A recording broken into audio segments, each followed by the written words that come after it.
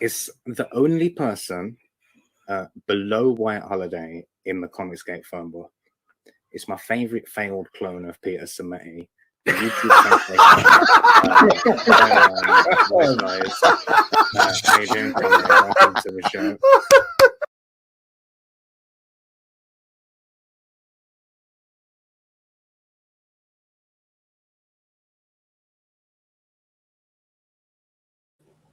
Hello. Welcome to WyzGyz Entertainment. This is your host, Wyman. We are joined today by a very special guest, WyzGyz, aka Piper. Welcome. Hey, I love that intro thing.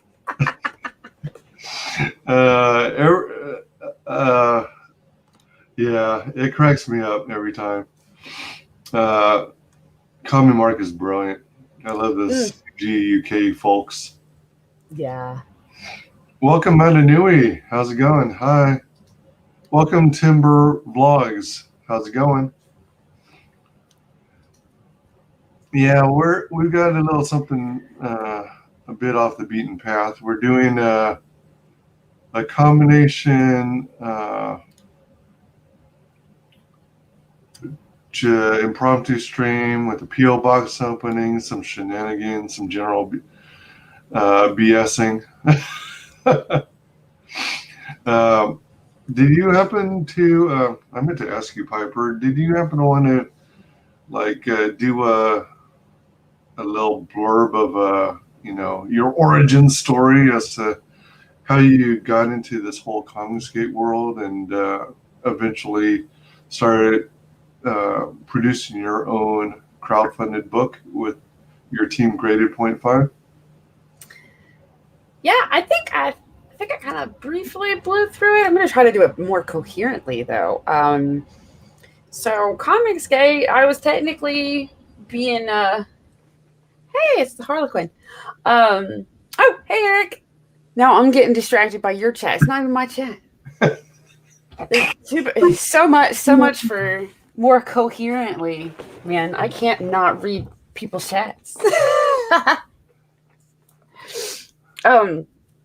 So I technically got labeled ComicsGate before I realized that ComicsGate was like a legit thing. However, I was hanging out in Gamergate and for that stuff, and I had said, it's Hube. Shoot. Well, I had said once because I was getting upset with yes, sorry.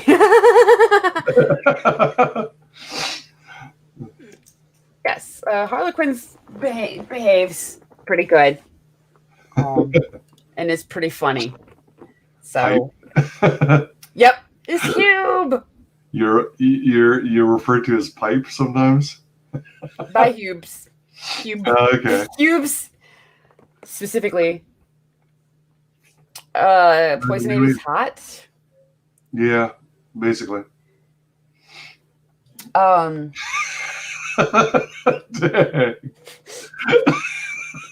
That's what I'm saying, though. Harlequin's very funny and does take his duties very seriously. Works very hard. Yes, I'm a nerd. So, I also, I like video games a lot. But I also like comics a lot. And comics I already saw starting to, I guess get woke. And so I had said, I did actually, I was friends with her until, yeah, your chat's cracking me up. Although a lot of it is people I brought here, but they're cracking me up. If y'all haven't subbed, sub.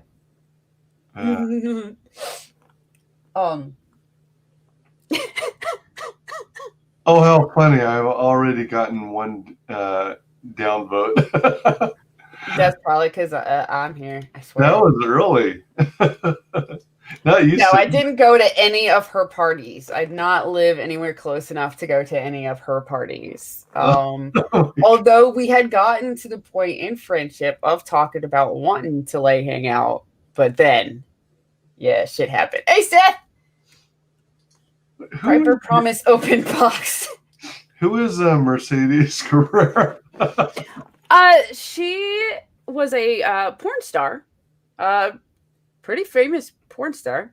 Oh, was she? Huh? Oh, I said, oh, was she? Yeah. I don't she was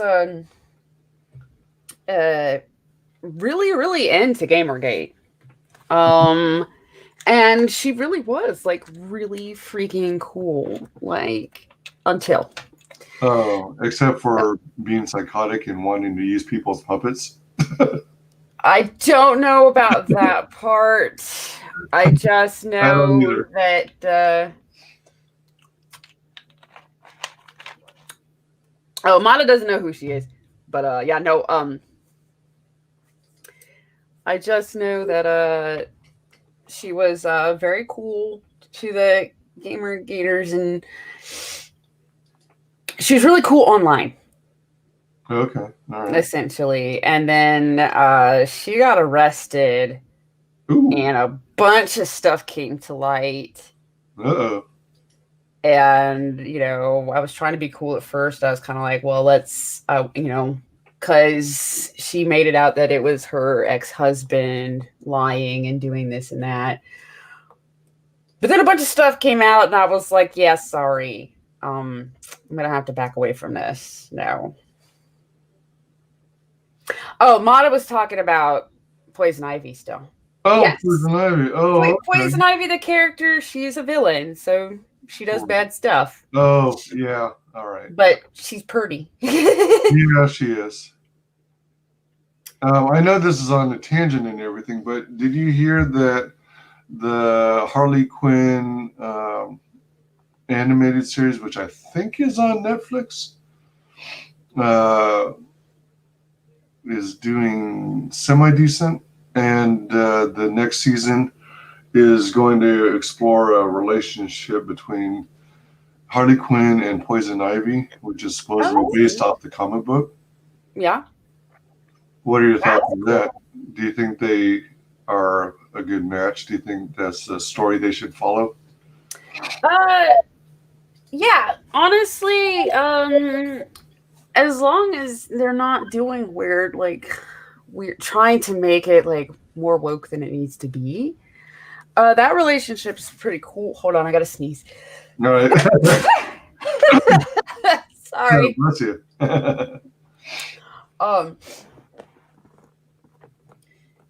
Yeah, dude. I know. Okay. Also, Harley Quinn, don't try to piss off Australians here, pretty please. Keep that for the shows that want to do that. Other than that, the Harley Quinn behaves really good. It's very fun. DC Universe, I don't have that. Harley Quinn, I thought was cool until everybody thought it was cool.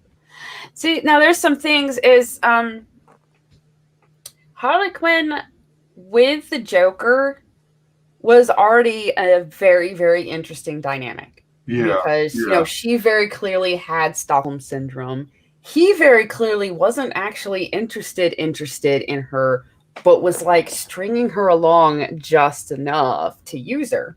Yeah, for sure. However, her and Poison Ivy still makes sense. It doesn't feel forced. It's one of those, Ivy was always like kind of man-hatey to begin with. Of course, she was kind of human-hatey, but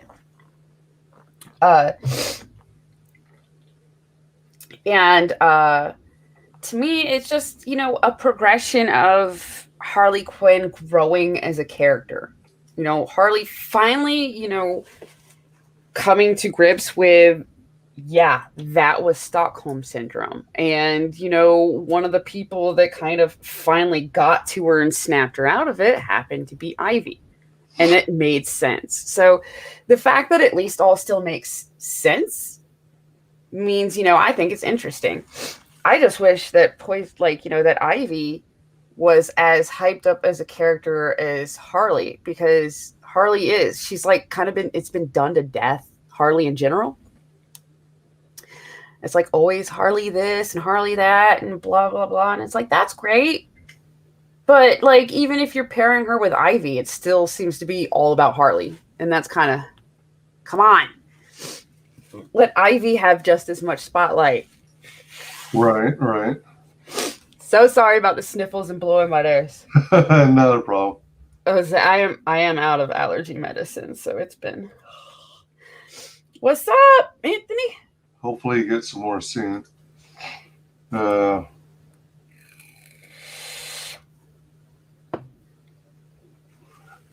Harley Quinn, aren't there any other projects you can promote besides that one? That's the same one over and over and over. Oh, come on. I'm going to tell him to take back your wrench if you're not going to behave. Welcome, Dark Gift. What's up, peeps? Thank you, Hube. But yeah, I agree with Eric. Her and Ivy are a good match. But I do actually like her and Joker having that dynamic. Because it was a very interesting dynamic. And the only thing, you know, that was creepy is when you get those people that are like, I want to love like Joker and Harley's. And I'm like, oh my gosh, yeah. Oh, are you stupid? She's the only one in love, for one. Do you want to be used? Do you want to be used and abused? Right? Like, no, you want Stockholm Syndrome is what you're saying. You want to be constantly manipulated? There you go. Piper book. Get book. Definitely do Hunting Alice. Yes. Do the things. Don't kink shame. All right. If you want a bedroom relationship like Joker and Harley, that's non-existent, really. But I don't think I'm gonna make it through an origin story today. Your chat seems to be calling the shots. Really, it's good stuff. Welcome to one book. That deal. Yeah, if you want a relationship like that, you need help. Well.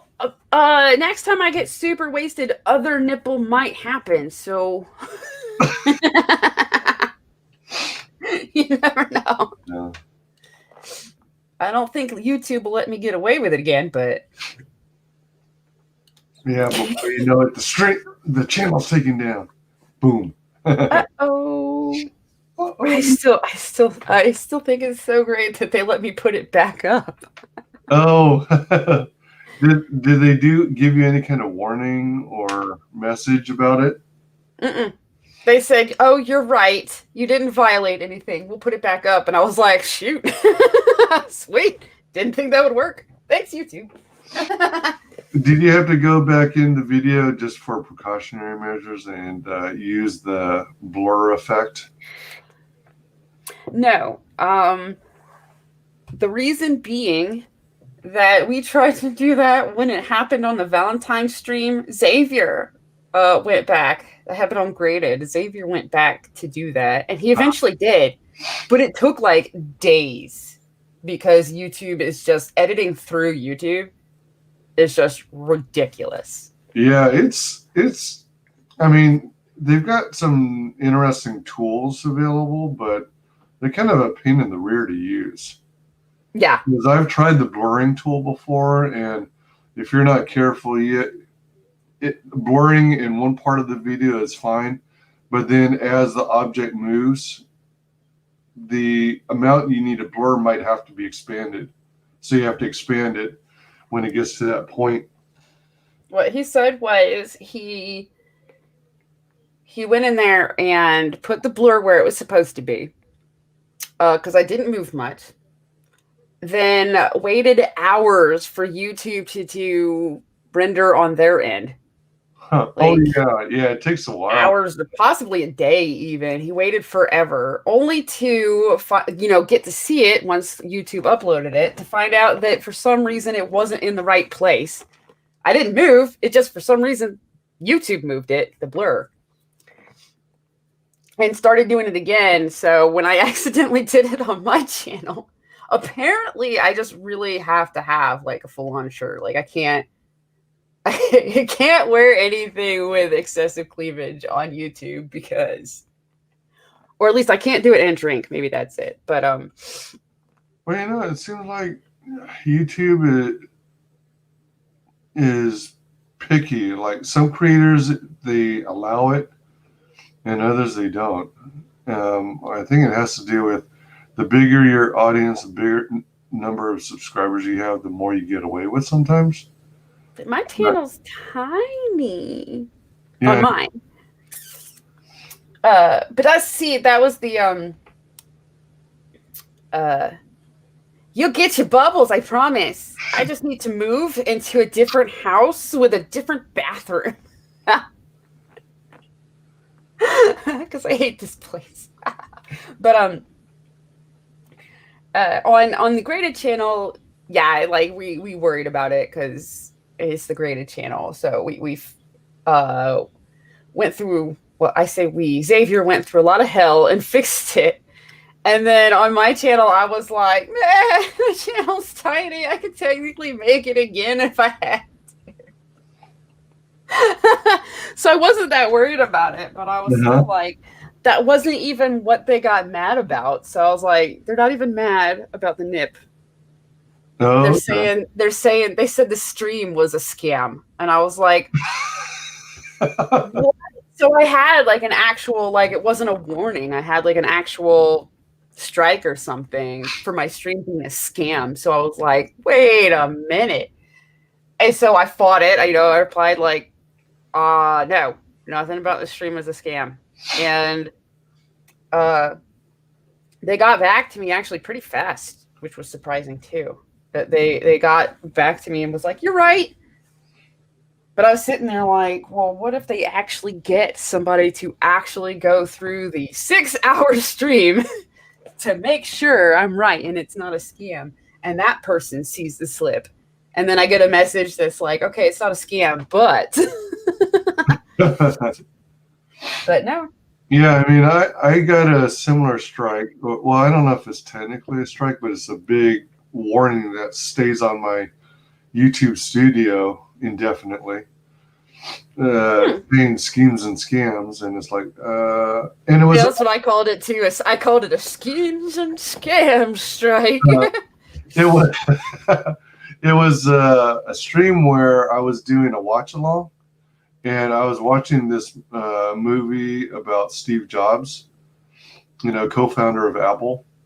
Yeah. And I think here and there I included really short clips of it. And I don't know exactly why, but they claimed it was a scheme and scam. So I appealed it, and then it felt like seconds later they came back and said, your appeal has been denied. What? So it's still sitting on my YouTube studio, and it's like, what the frick? That is bizarre. And then I reached out to them via Twitter and never got a response. That figures.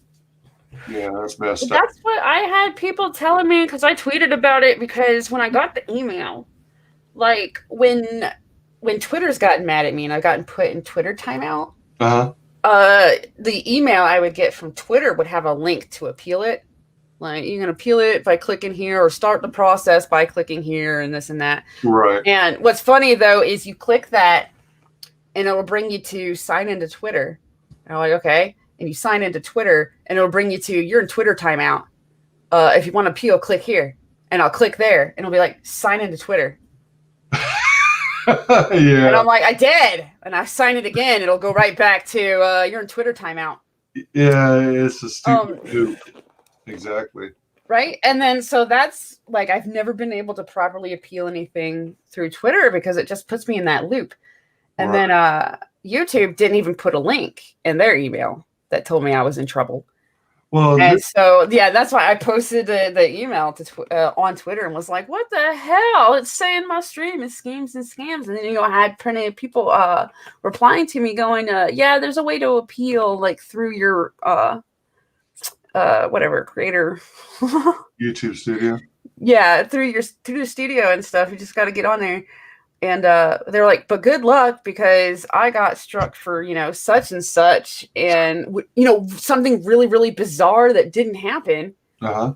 And they couldn't, like, the appeals were denied. And everybody was giving me, telling me about how, you can appeal, but it ain't going to do nothing because YouTube. So I was like, well, I'm still gonna. So I was really shocked when it was like not that long after I decided to do the appeal that they came back with, yeah, you right. And I'm like, bro, I had a nipple. Did y'all not see that? I mean, I ain't going to tell y'all myself, but yeah, really. I was like, I will take that. I will not argue, because it was not a scam. No scams were happening on that stream, but yeah. Damn. Wasn't expecting to win that one either.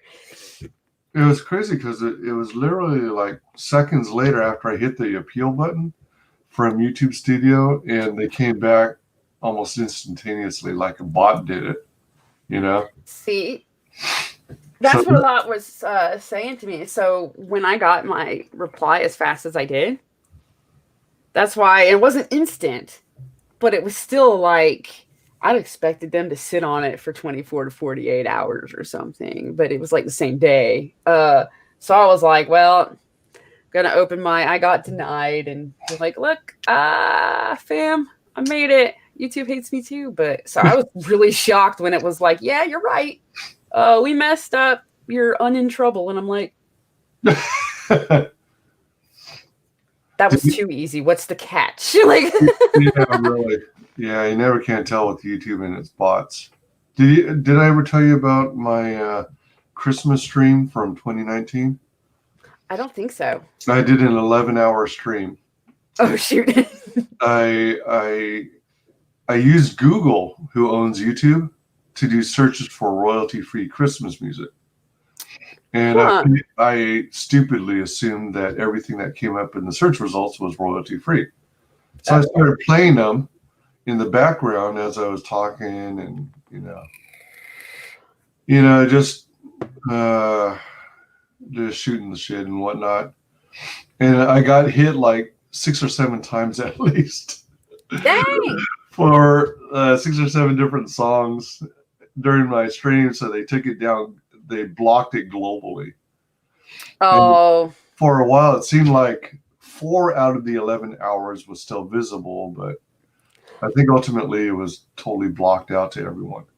Yeah, Motto's right. Royalty free doesn't mean some jackass won't claim it anyway. One of the problems is there is tons of Christmas music that is technically should be anybody can use it, but because so many friggin' celebrities have done just that, they'll all claim it even if it isn't their version.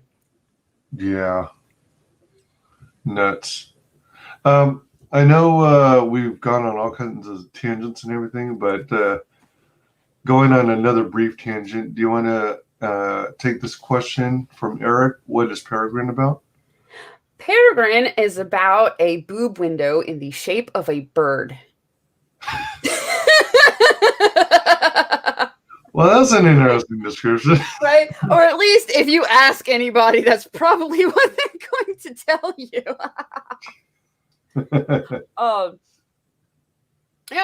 Peregrine is the first in what should hopefully, as long as people stay just as enthusiastically interested as they are right now, the first in to introduce the Reconstruction universe. And so it will be kind of like the Marvel or DC universe, only it will remain coherent and not go woke. So that's plus and plus. And the art will always be up and up. No Squirrel Girl stuff. So it's Yeah. basically screw you comics industry. We're gonna go make our own kind of dealio.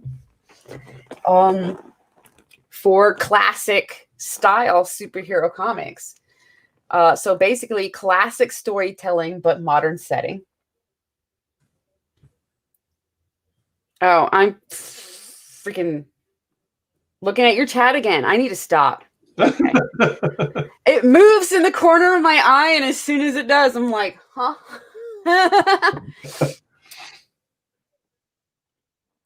SJW alternate universe best idea for future story.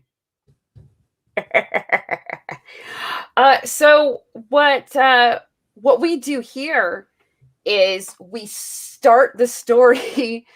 Damn it, Unhinged. I saw you. Let's pause a moment. Let me catch up on chat, I guess. Dark Gift Comics Presents says, I'm springing for you to spend the night in a nice hotel with a large lounging tub, if that's the case.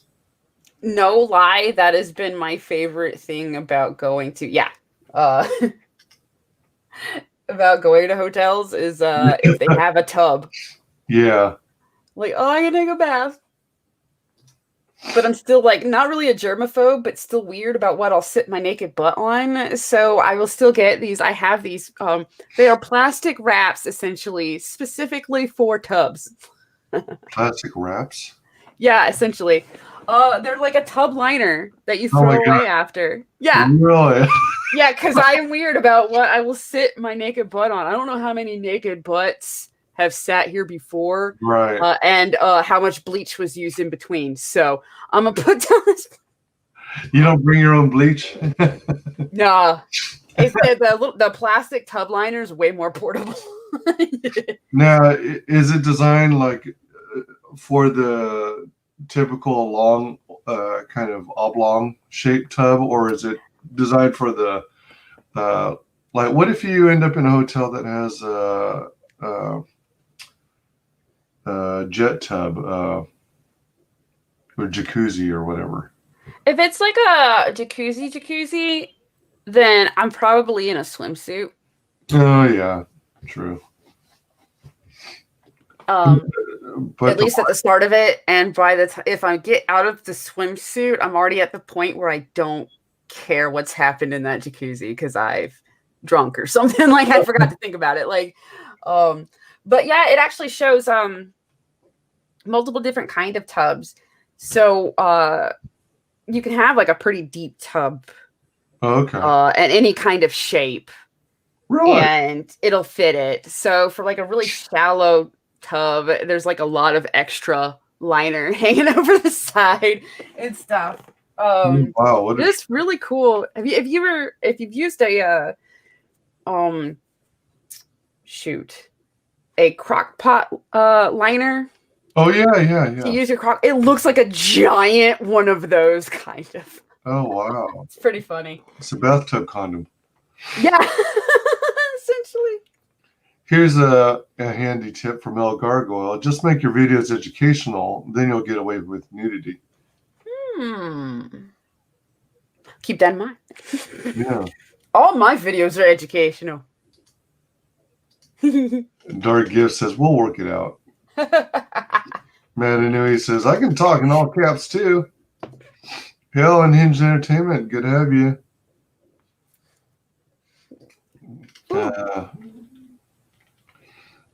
All right, so Dark Gift is talking to Unhinged. Glad you're adding book 1 with book 2. I missed the first one. Still out of work, but I'll make it happen this time. Yeah, true. Madanui, royalty free doesn't mean some jackass won't claim it anyway. Yeah, it'll be available on the next campaign. Not sure I'll do it as an add-on or with the bundle yet. It's still early.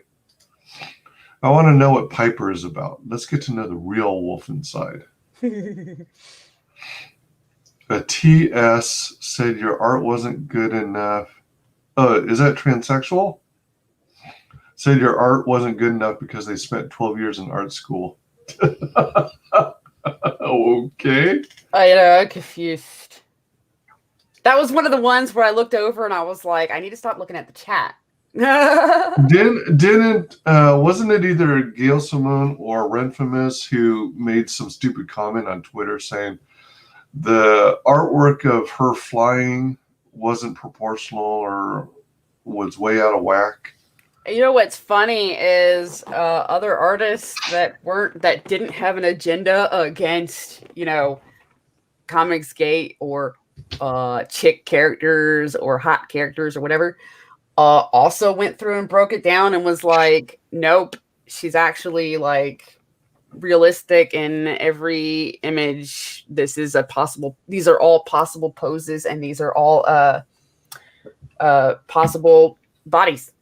Yeah, who would have thought it would erupt into such a firestorm about a single image in a campaign? I thought it was cool. Like, they had to scroll. Not only did they scroll through all the rest of the artwork to get to just the last piece of art on the campaign. That's the one they chose to bitch about. They had to scroll through all the rest of it to find one to bitch about.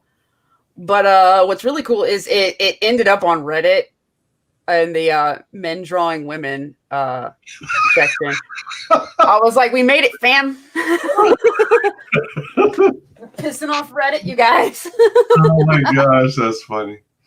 I wonder if some of the people who ended up scrolling down to find that one image to get pissy about ended up back in the book after having scrolled through the campaign. It's like, I think Ren was the first one to go and look through it, but still, we were like posting the campaign and the replies all the time, like, and look at the rest of it, you know, here's the rest.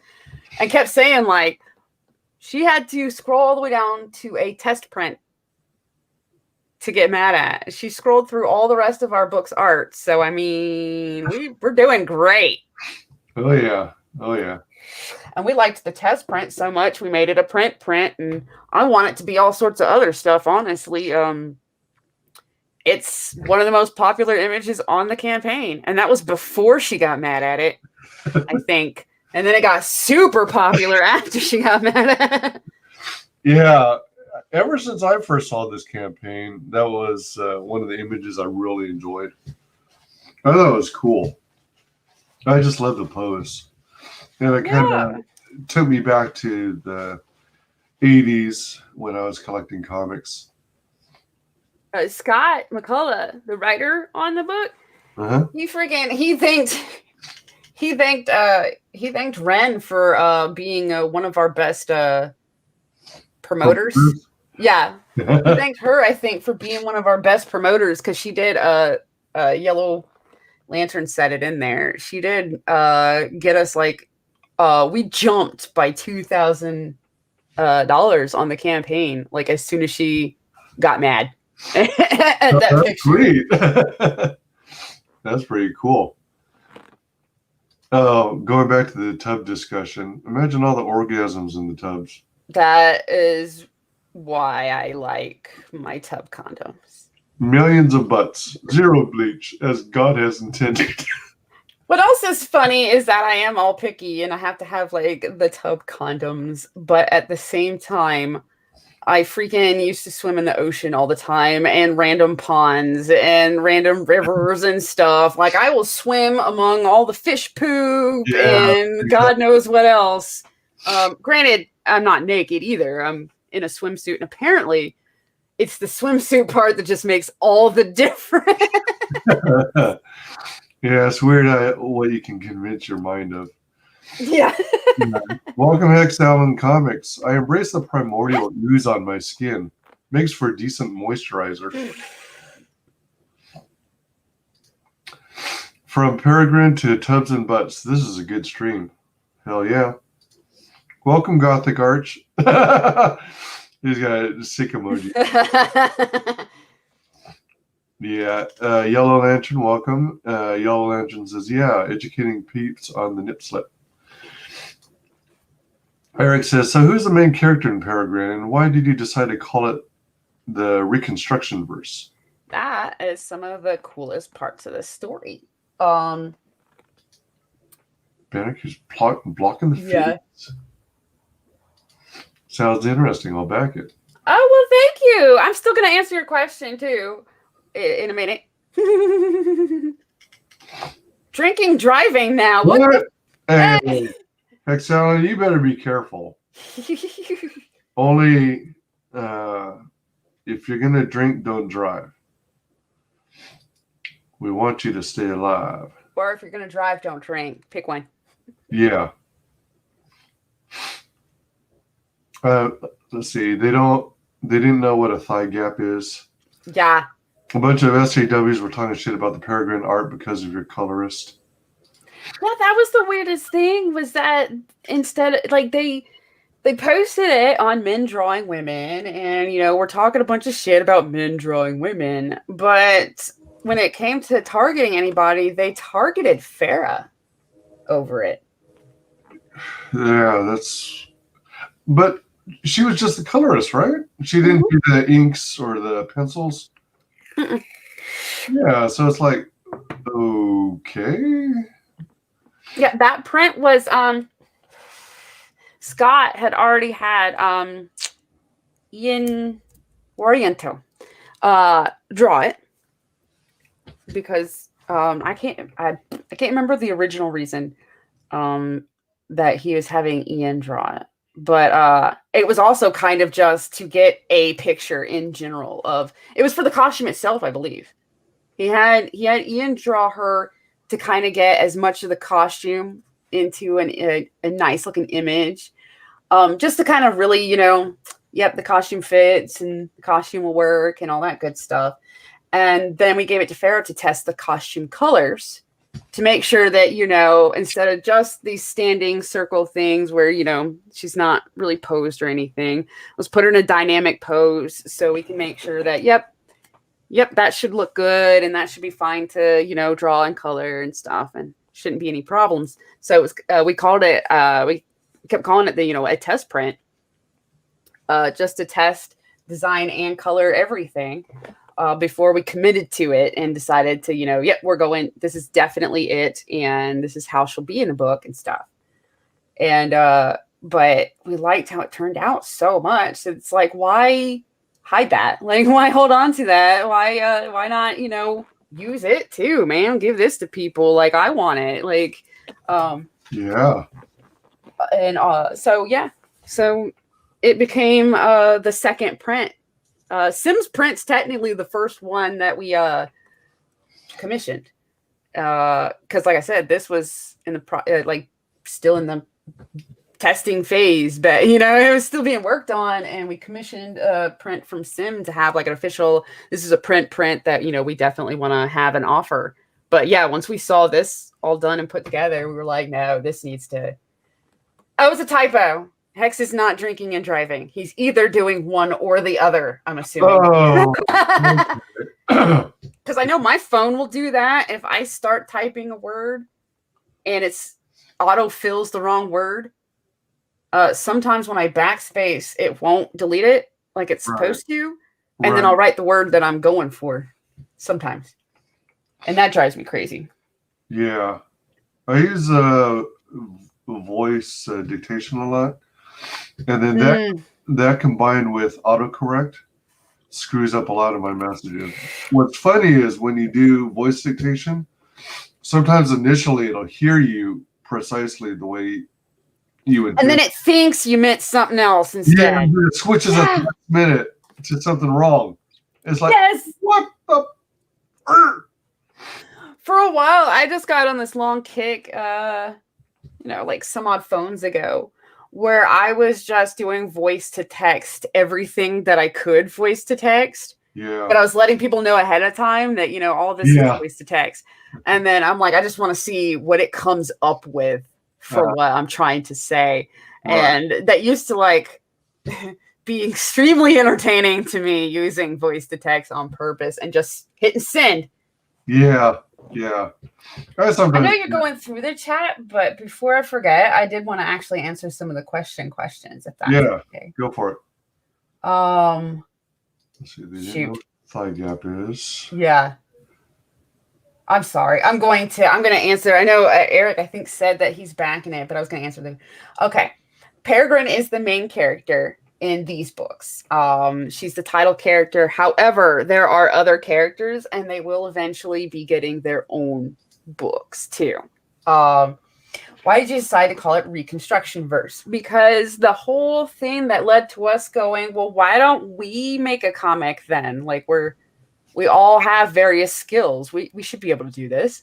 Was a comment started from us lamenting how the deconstruction of the superhero has been done to the point where our favorite heroes are completely unlikable and not really heroes anymore. Like they fucked it up. They did it too much. The hero deconstruction was interesting for a while until it was done to death. And then then it was, actually, I think it was Seth in the chat of one of the graded streams that said, yeah, we need hero reconstruction. And later we were like, yeah, let's do that. Let's reconstruct the superhero, which is why the Peregrine books, at least, start at the end of a cataclysmic event that wipes out a lot of the world's superhero community. So instead of putting you in a major event, we stick you where there's not that many heroes left because an event happened. And we're picking up the pieces now and reconstructing the world even and the superhero community. That answers that one. I know there was another one. I love Preston's cover. He did an awesome. Oh my gosh, yeah. So good. Everyone wants to see Iceman go into the bathroom and having a latte. Gothic Art says all press is good press. El Gargoyle says there was one with the model that was blah, blah, blah, blah. I've been at art school for 12 years. Yeah. Unhinged says, I saw plenty of shitty artists at my art school too. Just because you put in art school doesn't make you a good artist. That reminds me, that one reminded me of a funny story from when I was in college. Now, granted, I was going for visual communications, so it was a mix of all sorts of stuff, marketing classes, graphic design classes, and some art classes. And in my 2D design class, before they changed it, we were drawing things by hand first, and then turning them into neat stuff, and basically just getting really precise with a pen and this and that, and designing not on a computer, designing brain to paper first and this and that. And it was neat. But what was really funny is the girl I sat next to, she dropped like 2 days after she said this. The girl I was sitting next to, we were having to draw stuff themed to whichever musician we pulled out of a hat. And so, we're all sitting there drawing on our Bristol board and inking, and teachers trying to get us to skip the pencil part and get confident and going straight to drawing, using shapes with the ink and this and that. The girl next to me, she suddenly stands up and exclaims, "Oh my God, I hate drawing." Everybody in the class gets quiet and looks at her with this, "What the fuck are you here? Like, why are you here?" I started laughing. I'm trying not to look up. I know everybody else is. I'm staring at my paper, giggling. And then eventually, at the corner of my eye, I realized that everybody else is slowly starting to look at her with the same face. So I also turned to her with the, "What?" But she dropped. But if so, I hate drawing. Why are you in the visual communications course? And she was kind of to back it up too. She was like, "I didn't know there was going to be drawing." Oh my gosh. Wow. Can you imagine if she ended up taking a spot in the class that would otherwise have been taken,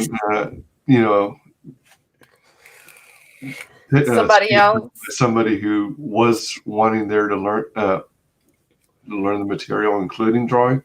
Yeah. I mean, and she was bad at it. She wasn't awful, but she was bad at it. And so, it was clear that if drawing's not something she likes doing, drawing was not something that she was about to start trying and actually put an effort into.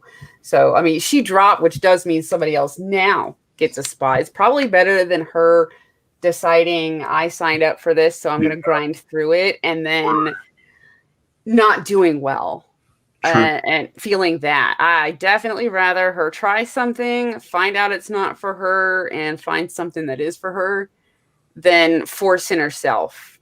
Yeah. She might have took that spot for a little bit, but I have to agree. Eric says the Preston Acevedo cover looks so good. Let me scroll to that. Yeah. There it is. That's definitely the cheesecake cover. And what's neat and what not a lot of people might remember or know is in the background, the face you can see in the background. Yeah. That is Necrosia. I think I said that right. Which is one of Scott's babies. I also tried to help a little bit design her look and costume, but he pretty much already had her down. In fact, the only thing I helped with was her hair. But that's his baby. We all have everybody involved on the graded team plus Scott. We all have our individual characters in the story and thus in the Reconstruction universe that are our personal babies or personal creations that technically we still, helped each other here and there with. But for the most part, they're, each people's brain babies. Brain babies. Peregrine, however, really was like the character herself, not just the book, but the character was the biggest. All of our brain babies went into making Peregrine. So she is legit, not just the book, but her as a character is all of ours. But then we still also have our individual babies, which is another question I was going to answer, because Unhinged said, why aren't there any wolves? I got my own baby character in there too. Absolutely. It'd be someone super cool if someone can post a link to the Hunting Alice sign up page. Wink. Wink, wink, nudge, nudge. Hunting Alice Indiegogo. Book 1. Let me see.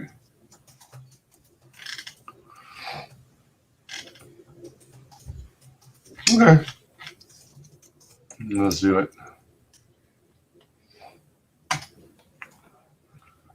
Get in on the Hunting Alice early sign up pre-launch.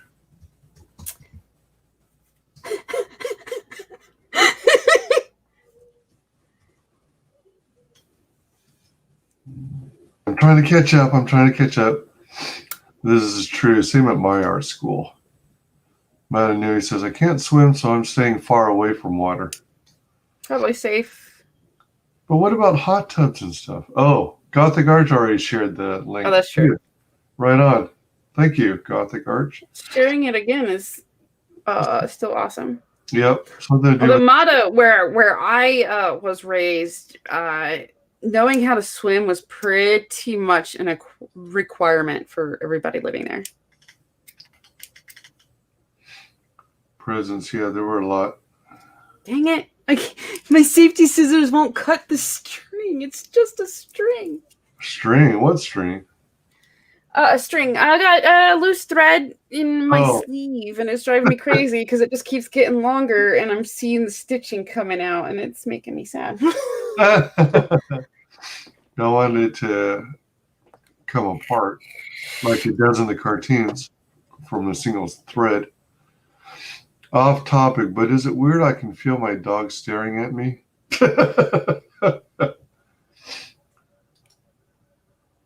Only depends what you're doing. I can feel the dog staring at me as I type. Interesting. Maybe he's always judging you, and since you're guilty, you know when he is doing so. Ah, fascinating. And you already answered the question about No Wolves in Peregrine. I tried to search Kang the Conqueror once, and it kept auto-correcting to Kansas. El Gargoyle says he's in LA anyways. They got rid of collision inspectors in the LAPD. He'll be fine. I think she wants something. El Gargoyle is curious about Peregrine's breast size. Okay, don't quote me on this because I don't know if we ever actually decided a number because it seems like a weird number to put down. But if I had to guess, 36 double D. I was going to say 34, 36, and either a double D or F. Okay, all right. Maybe. Especially since what they're doing with bras now is like they're trying to cut back on any double and triple and just go up the letter instead. Oh, is that right? So it depends on where she buys her bra. Yeah, that's a good point.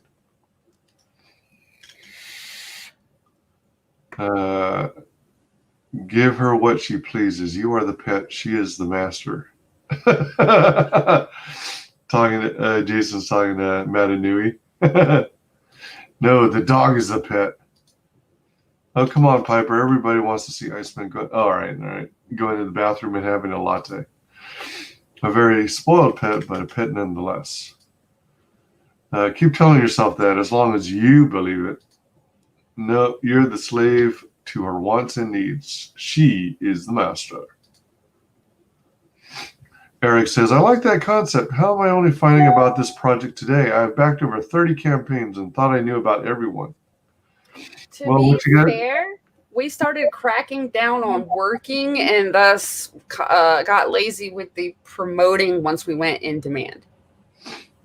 So we promoted really, really hard up until that point, especially when we were still trying to fund the campaign. Once we hit funding, we got a little lazier, tiny bit. I think maybe eventually we got a little bit lazier with promoting because we didn't want to burn anybody out. Like, I guess that's my big fear is burning people out on stuff. So we got a little lax in the promoting. And then especially when we went in demand, we got super lax on the promoting. We were working harder on the book stuff. Our involvement kind of ebbs and flows of what we're needed for during the campaign. And it's back in our court where we're needed for more stuff. And also, as Yellow Lantern mentioned, OptiPups is having some family issues. He hasn't talked about them much, so I'm not going to do that for him. But he's having some problems. So Graded Point 5 hasn't been streaming in a while. I also took a really big break. We came back and got like streamed, had 1 or 2 streams before OptiPops needed to go on break. So he's on break now. So basically the Graded Point 5 stream part of the channel has been on hiatus and we haven't been heavy shilling the book like we used to. I kept trying to book some time with you or members of the gang, but everyone was busy. I should have just kept doing promotional streams to discuss Peregrine anyway, like some promoters do. Yeah, but it's still, for the most part, it's our responsibility to be shilling our campaign, and we stopped for a bit. I don't know if it'll help, Eric, but if you feel like one of these days scrolling through all my different promotional videos, you can see if there's any campaigns you missed and find out if they're still active. There are a few campaigns that have since closed and fulfilled, and 1 or 2 that might have closed without fulfillment. But there might be some that are still in demand that you may or may not have looked at or backed. Matt Anui says Peanut is a good puppy. Jason says it's been around a while. I backed it a long time ago. EVS showed it quite often when it dropped. Wait, what? Oh, Jason was saying that Peregrine's been around a while. He backed it a long time ago, and EVS showed it quite often when it dropped. You know what's weird is that I missed it almost every time EVS did that. I thought that EVS didn't even know it existed. I know I got to go on and shill it once, but got all flustered because freaking John Malin was freaking teasing me and messing with me the whole time. So I got super flustered, and I thought, well, that failed attempt at promoting it. That was my shot, and that was it. And it wasn't until later that people started saying, "Oh yeah, no, he showed it. You weren't on, or not any of y'all were on, but he showed it, and this and that." And I was like, "Oh, he knows we exist." Oh, it was so cool. And at the same time, I was like, and I missed it. That happens with some campaigns.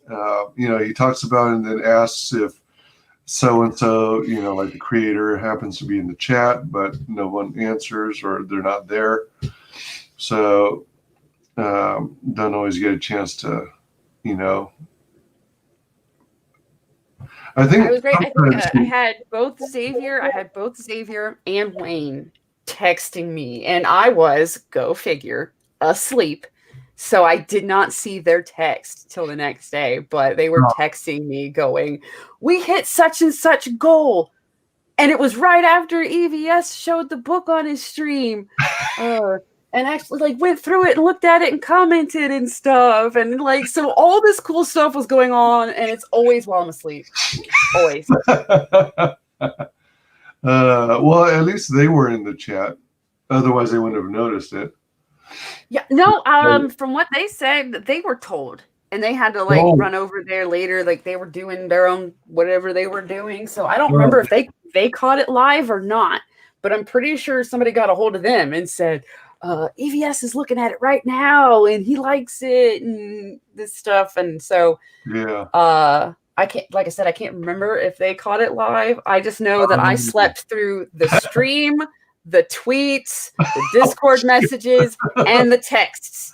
I slept through all of that going on and woke up to, we hit this stretch goal, and guess what?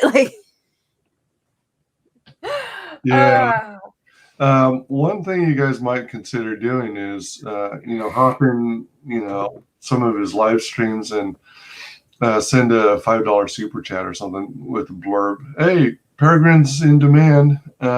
Check it out. Back it. I haven't wanted to annoy him with that because I know I did it a few times when we launched. So I did that, and I know the rest of us, I think we all did. We all did that here and there when we launched and for the first couple months. But just like the other promoting, we petered off because, new campaigns come on, and especially since on Graded, that's one of the things we do is promote other campaigns. So we were like, all right, now new stuff that needs to hit funding is happening. Right. We hit funding. Yeah. So we're gonna go back to trying to help our pals, and all these people hit funding too, so they can get there.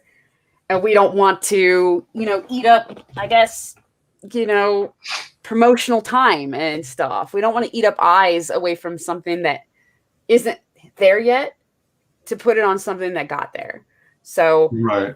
That's another reason we started backing off more and more. And by the time we hit in demand, we we'll still do a tweet, here and there. And then we would do a tweet when we do our updates and this and that. But I stopped, I think we all did stop doing the super chats to talk about Peregrine. But what I do is I run over there and I will still give him super chats just to say what up or congratulate him or somebody on his stream or something, so that, as my way to let him know, dude, I wasn't just, paying for super chats just to show my book. I'm paying for super chats whenever I get the chance, and I know I can do it. Like, Yep. For sure. Mananui is a good pet. And Mananui responds, "This joke is getting old." I don't know how I missed this campaign, lol. Well, believe it or not, even with all the campaigns I promote, I still miss a lot of campaigns. And sometimes I don't hear about new books coming out until I see them advertised on other promoters' streams. So I'm sometimes behind the curve too. I am constantly behind, and I used to feel like, I had my finger on the pulse or whatever kind of deal, because, I'm always all up in this. I, watch all of these streams. I follow all these people. I go here and I go there, and I will still not hear something until it's already funded and like in demand. And I'll be like, what? Where was this? Yeah. There have been a couple campaigns that ended before I came across it, and they were already closed and fulfilled. Let's see. Eric says, "Those hips can birth a nation." I don't know if you saw this comment from Yellow Lantern. "I wish the press and cover was available when I signed on for the signed edition." Yeah, you did. Yeah, you did. All right. What am I signing up for? I'll do it. Oh God, Piper's gonna have her persona in the Reconstruction verse. No, she definitely is similar. I don't have a persona per se, but I did. She turns into my. I linked her to my favorite wolf, my favorite breed of wolf. So I did do that. Let's see. Who wrote that book again? DG. I usually just rip those out. I'm not sure what that was. Oh, probably the. I was gonna say. I immediately looked down to the string. Burn the string and the world. Eric says, "I didn't learn how to swim until I became a lifeguard in my early 20s. I nearly drowned during the training." Yeah, I don't swim very well, even though I took some classes, and even after my ex tried to teach me some, I can kind of float on my back for short periods of time. And when I was on vacation with family in Hawaii, I almost drifted out to sea.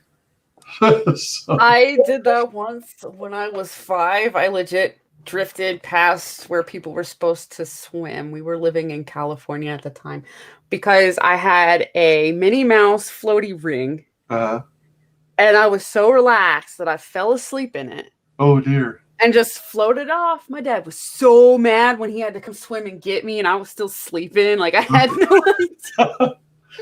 Oh man. Well, at least he rescued you. Yeah. Yeah, it was. I don't remember where I learned it from, but I just remembered I managed to stay calm even though the waters were taking me further and further away from shore. There was some rule where you go, all right, as soon as the wave subsides, then you work your way back towards shore. And then another wave passes by, then you work your way towards shore. You don't fight against the wave or anything. That does make you more tired, and you don't really get much farther doing it. Yeah, and then when I was snorkeling, I was freaking out at all the cool looking fish and stuff. And then there was a portion above the coral I was kind of swimming and sort of walking over, eventually dropped suddenly, and then there was all this open water, and then I kind of freaked out about the open water suddenly coming. And I guess that was another possible opportunity to drink. Well, I'm glad you didn't. Dang. God. It's so weird coming from where I come from, and I'm just like, wow, there really are people that don't know. But if you don't have to have it as a like survival skills, and some people just don't like. Right. And it makes sense after coming out of my little bubble. But basically, in Louisiana, you won't meet somebody that don't know how to swim. I am so sorry. We've gone an hour and I have unboxed nothing. Well, I hope you have the rest of the night open. I do. I was just wondering if you wanted me to start or not. Well, after we catch up and after you tell your origin story. I don't think that my origin stories happened. But I did tell parents. Let's see here. Figured they weren't streaming because they were busy with the book. Yeah. That is one reason. You will find that mailing is kind. It took me a while to learn that. I didn't have a feel for mailing at all. I had watched him on streams, but had only been on a stream with him once, and it's when he came to the Graded channel, and Ethan came with him. And so it was just like chaos in general, and we were all bullshitting and having a good time. Like nobody was trying to shield anything at all. We were just BSing. Yeah. And outside of that, I didn't have a feel for Malin. So then being on a stream with him, Ethan, there were other people on there. Cecil might have been there. But yeah, there were a lot of people, and Malin started like saying he was docking points during my promotion or like whatever, during my pitch. Yeah, he was docking points for my pitch and this and that. And like, I would get on a roll in the chat. Honestly, he is where Piper stopped reading the chat really came from. And then there was a different stream where I was also trying to pitch where Charlie's spammed the chat with Piper stopped reading the chat, Piper stopped reading the chat. That one. And that really solidified it real good. But Malin actually started that Piper stopped reading the chat. And like, that was the first time that anybody had said that they realized I was reading the chat because I wasn't reading it out loud. I was trying to do my pitch and I guess my eyes kept darting away. So like Malin was the first person to bust me for my ums being because I can see the chat going and I keep looking over at it. And Malin busted me and that just fucked me all up.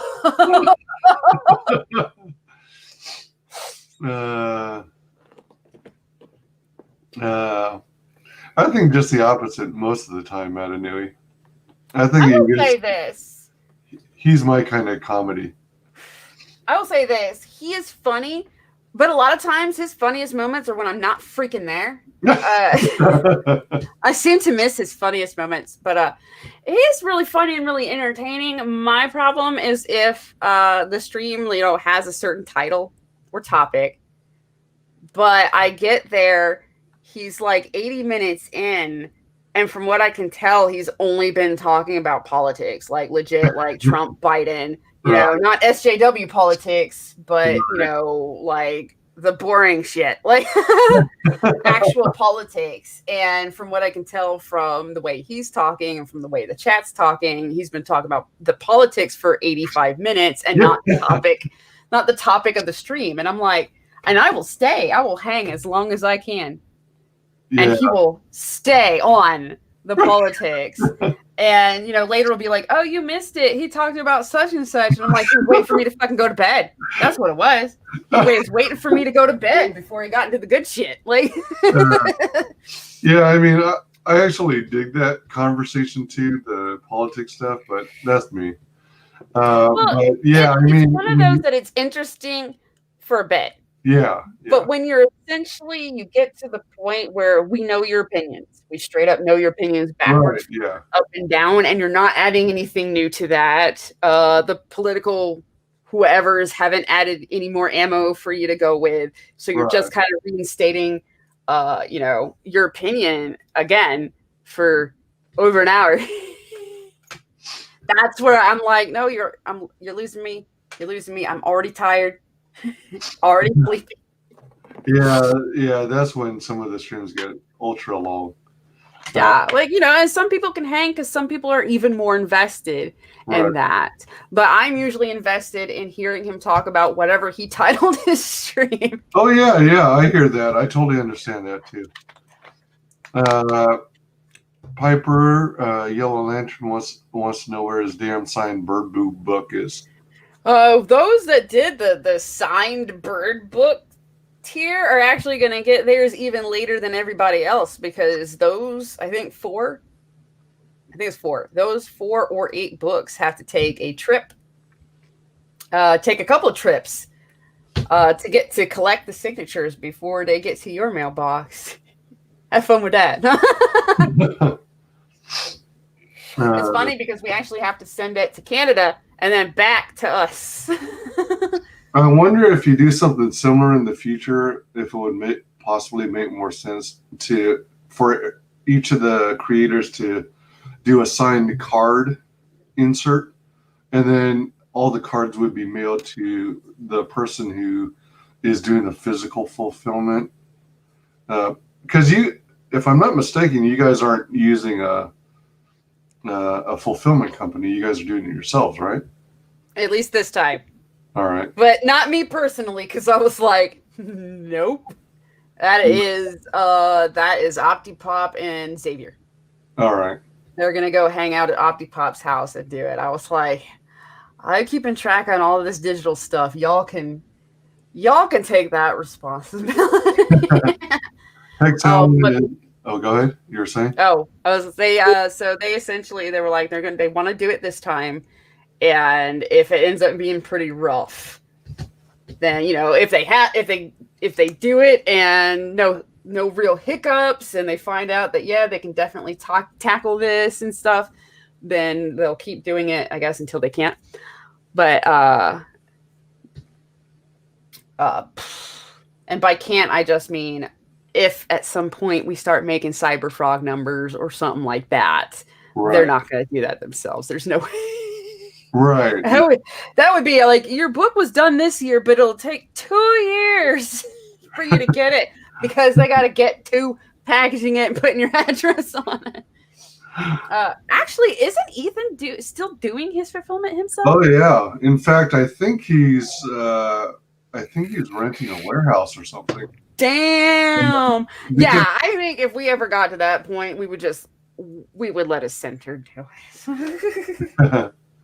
Yeah, I mean, what I like about his method versus using a fulfillment center is that self-fulfilling gives you more control over communication with the customer, and you can give them a shipping number, whereas you might get lost in the cracks if you're working with a fulfillment center.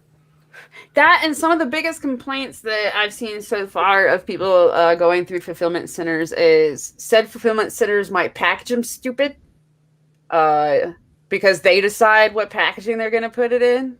Or they've packaged the wrong thing and send the wrong stuff to the wrong people. And then fulfillment center's like, meh. And so the creator has to figure out that mess. And there's that. That's a good point. So I think as long as it's reasonable for us to do the fulfilling ourselves, we're going to. Makes sense. But I think if it ever got to where like we had that many backers to send stuff to, there's nowhere for us to put it all. I think we would have to try a fulfillment center at least. Yeah. Hexalent says, haven't been able to super chat for months. Anyone else have this issue? YouTube is no help at all, and it's holding back my campaign. All right, you were responding to that. Thank you, Piper. I think YouTube did that to me once, and I ended up having to unlink and relink my pay info to Google.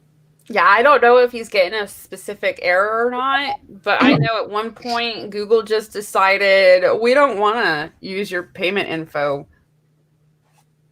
because. So I couldn't super chat. I couldn't get Pokeballs. So I was like, what the fuck? My payment info is legit. It's correct. Hasn't changed. But I just ended up going through there and putting it all back in as if it had changed. And for some reason that worked. All right, so he'll give that a shot. Yes, Eric, believe it or not, this is an unboxing stream. Thanks for hanging with us, Seth. Sorry it took so long to get to your message. Low battery, I got to bail. Yeah, I think he went to bed, and unfortunately, he missed the unboxing part. Oh, man. Oh, my gosh. I'm turning into EBS. I think we're talking about way funner stuff than funner. Yeah. I'm an editor, you guys. I just don't speak the way I talk. Actually, I text the way I speak, but y'all know what I mean. I write good. I write good. Yellow Lantern says, I think it was $5. And I know, I'm just poking fun. I know, I was just poking fun back, dang. Yeah. Metanui says, I haven't really backed anything. I keep making excuses not to for some reason. Well, I mean, no, you shouldn't feel like anybody's holding a gun to your head. Yeah, Like, right. I'm just, happy that I see Mata in the chats of like pretty much every stream I've been on, and that's been cool in itself. Like, it is. It's awesome. It's awesome. Yellow Lantern says that's because Optipop's mom will make cookies. Hey, depending on the kind of cookie, I will find a way to drive my ass down. I can't drive my ass down there. My Jeep sucks. I would freaking stow away in Xavier's vehicle and go down there myself. Where they're really good cookies. Is he in Ohio or is he in where is he? Optipops. Optipops is in Carolina, I think. Okay, all right. One of the Carolinas. I'm sorry, I'm slightly tired right now, so I can't remember, and I don't want to like not a problem. Away more than that. Yeah. El Gargoyle says Twitter suspended my account. Shrug. Matanui says I try not to type the way I talk. I like typing the way I talk so that when people are reading it, they're, especially if they know my voice, then they're reading it almost the way it's meant to be put out there without any guesswork. However, misunderstandings still seem to happen left and right because, I mean, it's still text. Yeah, for sure. El Gargoyle says, I sent to your book, Piper. Aw. That works. Matanui says, because I'm on a never-ending quest for shit to do. Aren't we all, technically, in the long run? Yeah. We're all just finding stuff to do before we die. Eric says, did you guys see Malin's post about catching COVID? I did not. I didn't either. Ooh. Yikes. Are you saying he got it? Did he catch COVID? Is he all right? Or was he commenting on someone who did have it? Yeah, so Peregrine looks freaking awesome. I'm really excited for it. I think I backed it at least a couple times. I think we should soon be able to swap out that last image there with the colored version. It's been colored. I think that's one of the ones that details still being done to it, I think. The one I have on screen now? Yep, it's the only black and white one left still up there. Yeah. Oh, and there you go. That's my girl right there. You get to see her a little bit, the side of her head, and but yeah, my baby's in that one. Oh, in the lower left panel? Yep, that's her right there. Yeah. Ah, nice.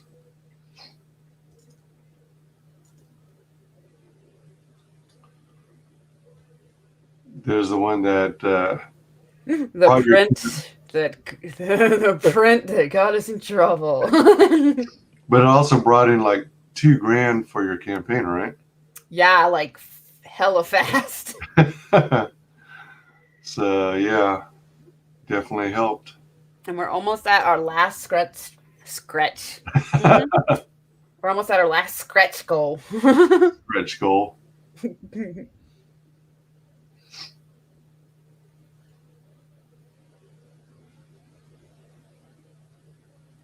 Art team bonus. If we hit 50K, we'll give our art team a well-deserved bonus. Hell yeah.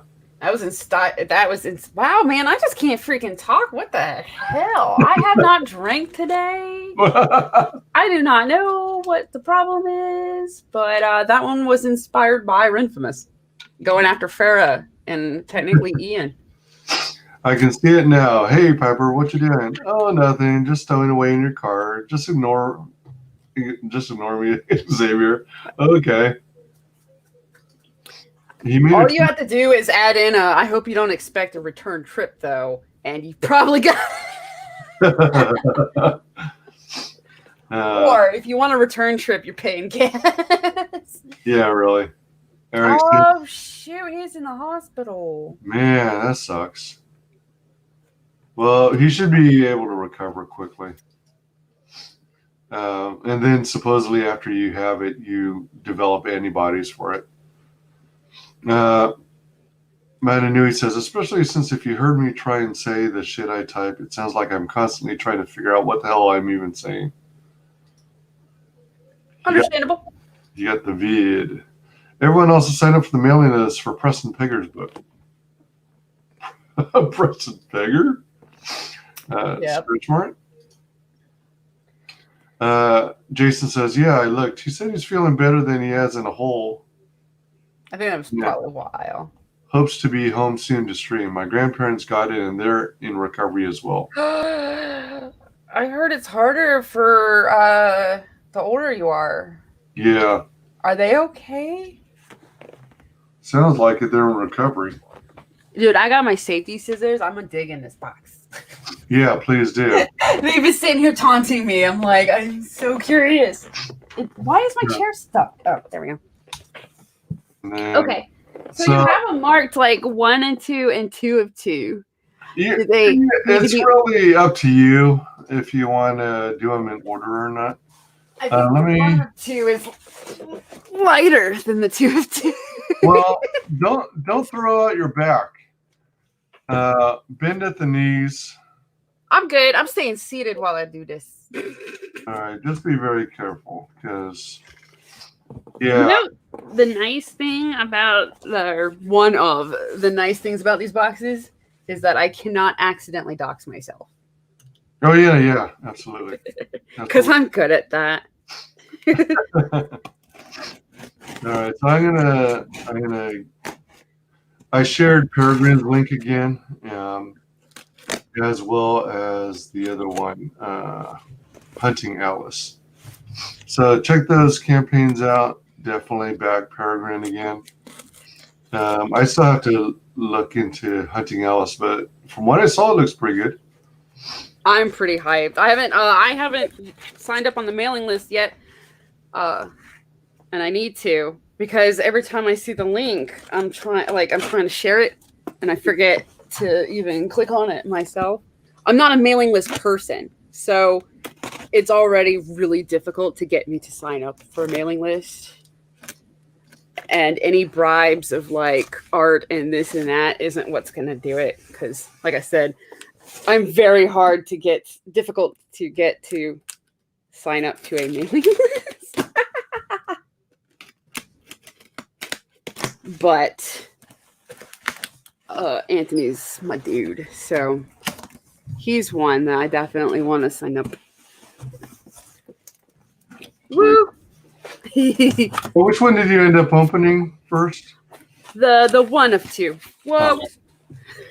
I'm gonna drop it. Oh my goodness! There is neat stuff. There is a Yeah, Gargoyle, John Malin. Backpiper Simpin book. Eric says, I never get the email from the mailing list on Indiegogo. That's been true actually for a couple of the. Oh, I didn't need that.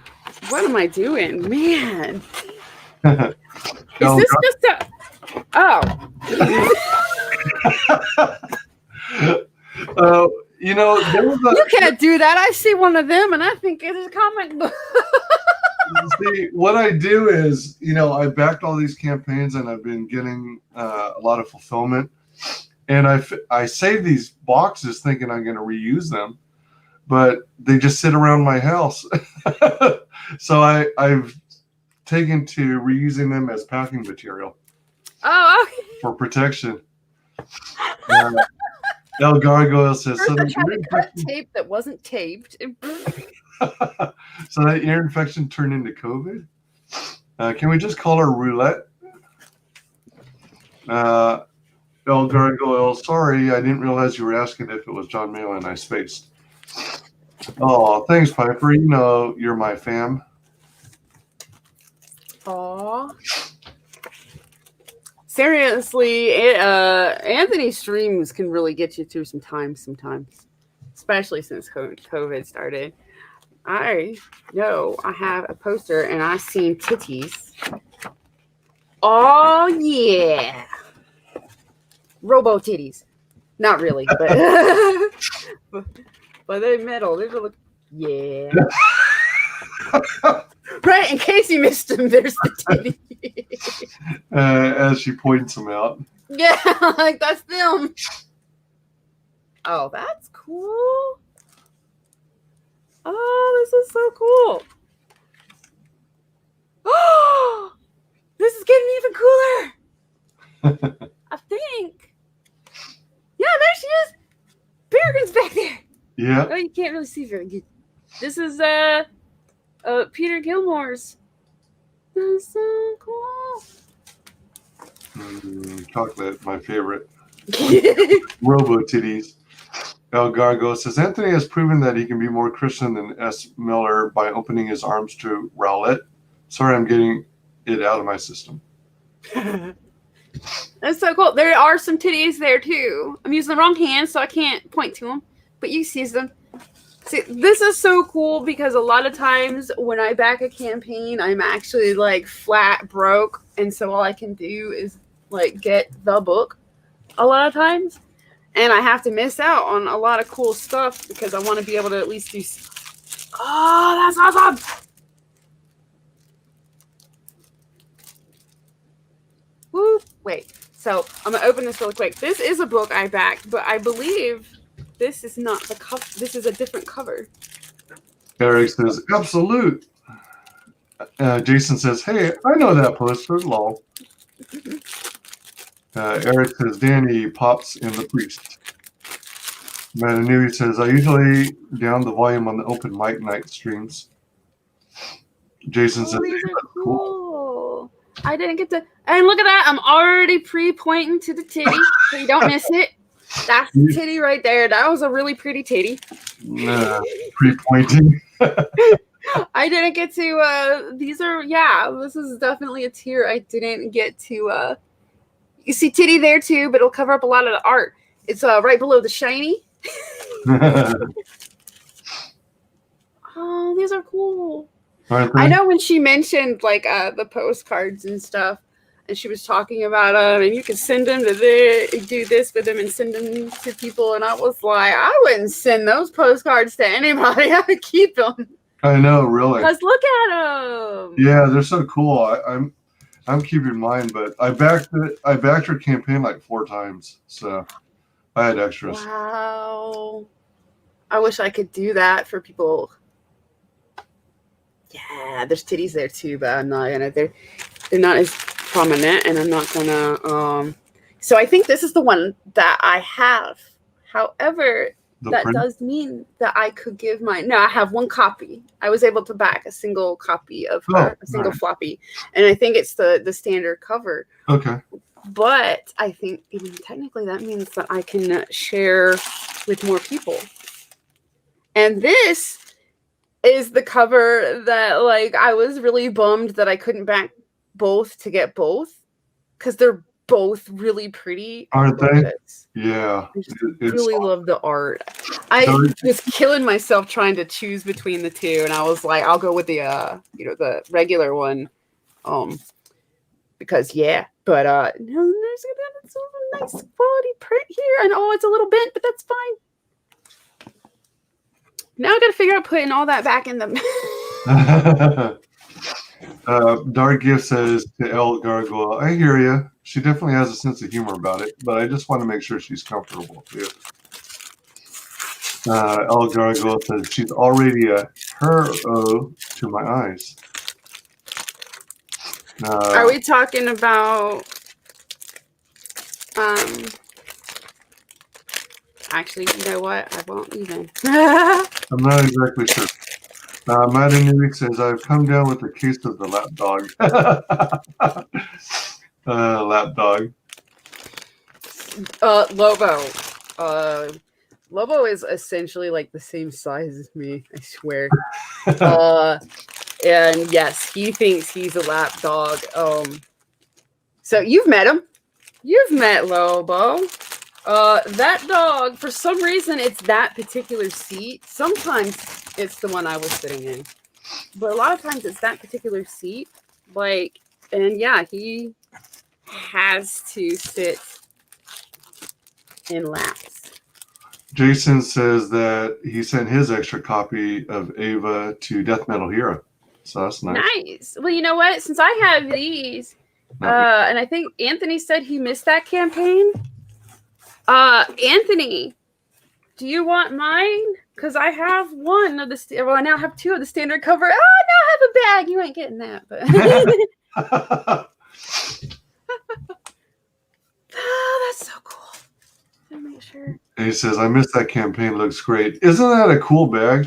It's a draw training backpack. I like that a lot. Yeah. That's some good quality too, man. Like, yeah. cool. At first, I thought the image Make was. sure I'm not bending nothing.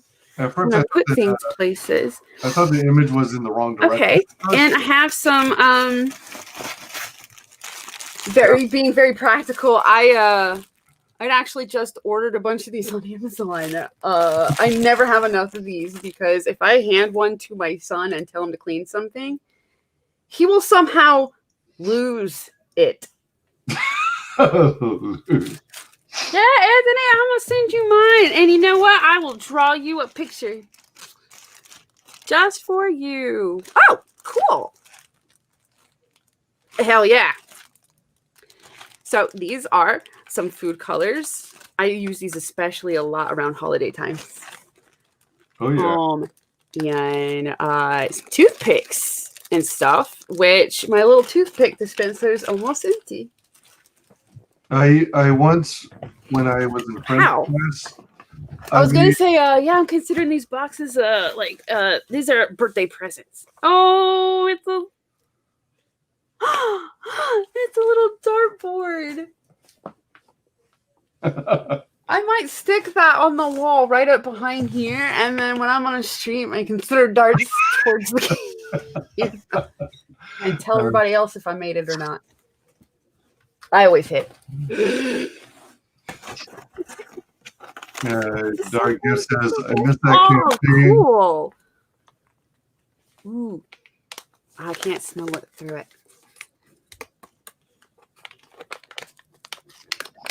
Dark Gift says, I don't want to unseal it, but that smells.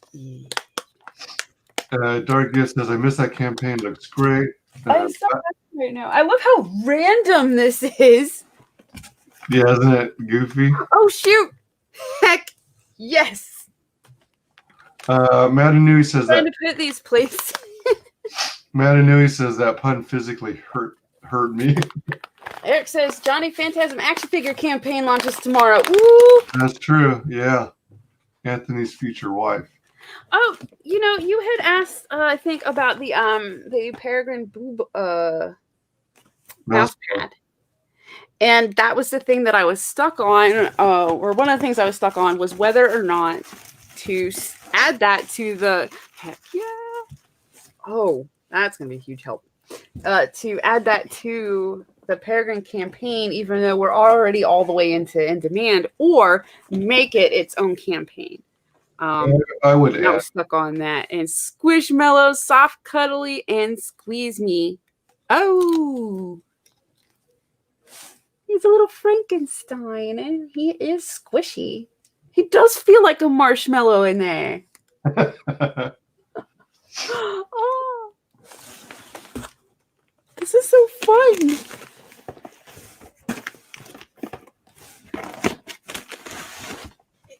Anything with his name would be like. Does this one have something in it?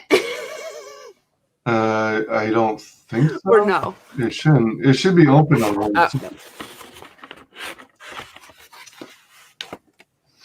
Welcome, Drawing Aces. Hail, Pete. I mean, I'm not going to say no, Piper, says Dark Gift. You still there? Yeah, can't you hear me? Test, test, test.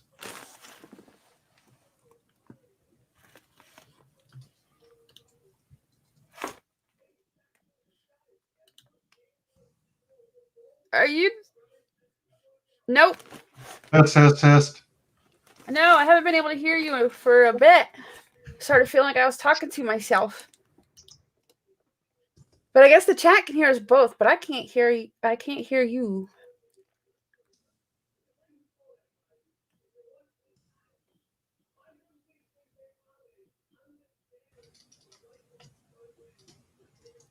Well, y'all might hear him, but I don't.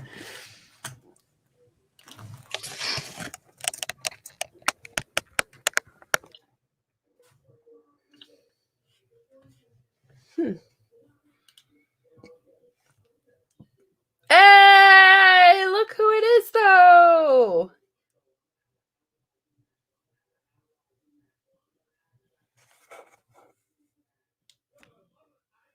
I can hear you. His mic probably farted. Okay. So we are on the same. I am on the same page with the chat then. Y'all can hear me. I can't hear him. I'm gonna pause on this real quick. Yeah.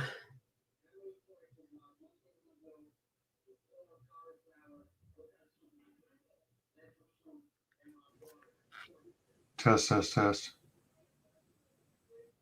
But now I see you, Test, but test. I don't hear you. All right.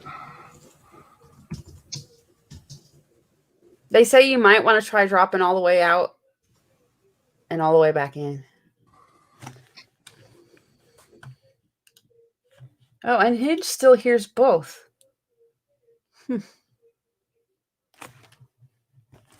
Then why can't I hear him?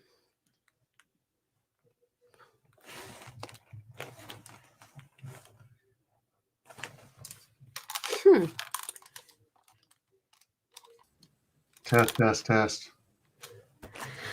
Test, test. Hey, Wise, they say it might be on my end because they can hear you and I can't. So I'm going to pop out real quick and pop back in.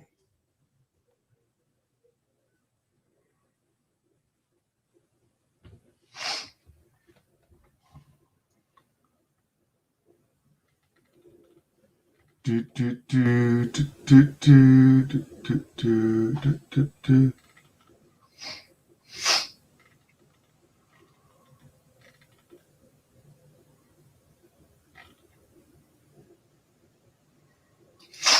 All right, let's see. So if you guys can hear me, test, test, test. Test, test, test, test, test. Test, test. Dang, hold on. I'll try that refresh. The Johnny Phantasm action figure campaign launches tomorrow. Test, test, test, test. Test. Test. Test, test, test. I figured it out. What? Did you press the... Wait. What happened? There is a key on my keyboard Uh-huh. that'll mute, and it won't tell me that I have sound muted. And so I think one of the things that I was pulling out of the box touched that key on the keyboard. Oh, that explains it. Oh, good golly. I don't know if you heard, but supposedly your Dark Gifts future ex-wife, the ring is already in the mail. So, I've never gotten past ex-fiance, so that would be a real achievement to be somebody's ex-wife. I've been a fiance 3 times. All But right, you know let's what's see. weird is that seems to be like the stage where whoever I'm dating decides that's all they needed to do. They own me now, and they can, yeah, and they don't have to keep up appearances. I guess they don't have to be nice anymore. Oh my god, I can't. This is so funny because I really did just order this too. I ordered a whole bunch of this stuff on Amazon, and it's all supposed to get here tomorrow. That is so funny. Like I was gonna say it all shipped like yesterday or something. So I never would have thunk it. Oh my gosh. you know what? I'm gonna have to here. I was like, my desk is getting covered. I'm gonna have to put these back in the box. That's Welcome I don't know back. why I didn't think about that. Well, make sure it's in places that you've already uncovered. Yeah, that's what I'm doing. I'm putting them in the spot that I already. Oh.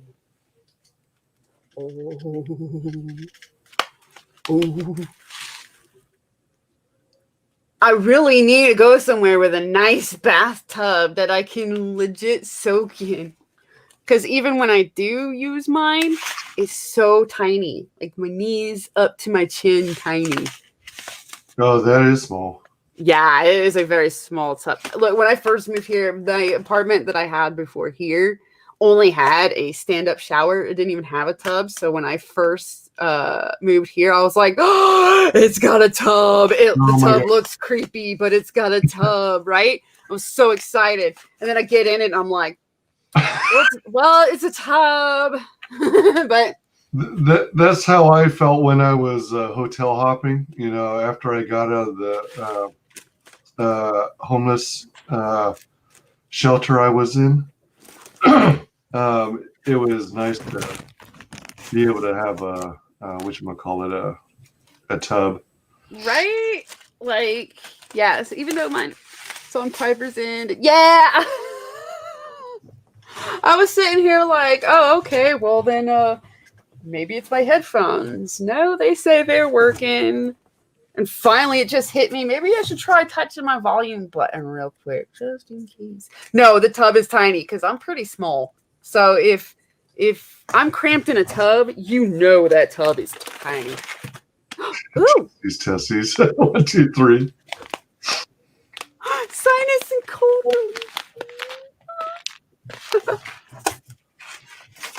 You know, this lets me know I'm definitely old. Because I think if I was a kid, I would not be so excited over sponges. Say something stupid to Piper. Oh, Piper, we still love you. Peak boomer. I am. Oh, El Gargoyle is asking if you three are going to be polygamous. El Gargoyle grew up in a polygamous. If by polygamy you mean I get to have a male harem, I'm down. Yellow Lantern suggests doing a quickie Muslim marriage and divorce. It just entails him saying that you're his wife and then saying he divorces you 3 times.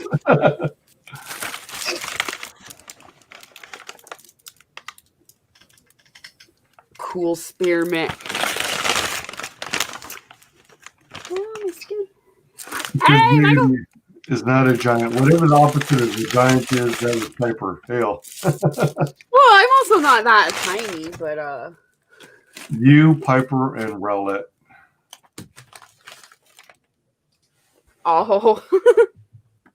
Oh! Dark I didn't realize there was a bunch of these hiding under there. Dark Gift says, well, I wouldn't say no. Laughing. Yeah, that is WyzGyz you are hearing, Michael. How's it going? Good to have you. I just have Piper on full screen because she's doing a P.O. box opening. Also, you'll notice pretty fast that even if stuff isn't supposed to have a smell, I will often still smell things. Somebody pointed that out to me once, that I was I was opening up stuff that wasn't even supposed to have any special smell and then holding it up to my nose, and they were like, "Are you sniffing it?" And I'm like, yes. Because apparently that's important. I smell things when it's right out the box. Maybe you're sniffing the color, and that reminds you of a childhood memory of the thing. You know, weird smells do that. And it's not like stuff that's supposed to necessarily have a nice smell. Oh my God. I need a bigger bathtub.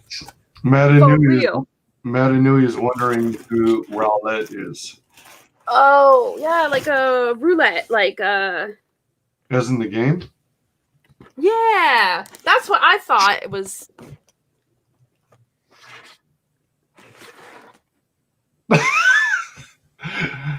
Figured that you need something to de-stress.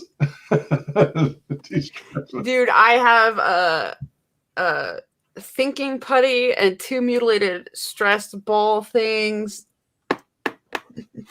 This, I think, is going to be way more. I think we could get more use out of this one. Is it really a harem if it's just 2 guys? I will find more. Oh my gosh. Michael he says, "Hey man, hola. Game night with the family. I'll join you all tomorrow." Yeah, roulette. Jason says, "I'd offer my bathtub, but it's not very big as well, and I live here." Matt Inouye is asking if you cut your arm on something. Oh, the very short story is I'm kind of a scab picker, so very small injuries turn into really big ones. Self-heating hot pot. I've never had one of these before. That sounds awesome. They're pretty trippy. They come with this like pack that when you add water, it activates the heating element, and it literally boils the water in the container, in the bottom of the container. That's cool. When you take this product out, please also bring drinking water. Yeah, because you need water to add to the thing. Yeah, I just thought it was funny the way it's written. Yeah. This is so cool. I'm hyped. I'm already full, but I'm hyped. Oh my gosh, there was more coffee under it. I have like enough coffee for like a month. No, hopefully a year. Yeah, quite possibly, depending on how much coffee you drink. Well, I noticed I'm more prone to, in the colder months, it's all coffee and hot tea. And in the cooler months, it's like soda and cold tea. Yeah. Oh my gosh. I think I did. I think that's box 1. Wow, nice.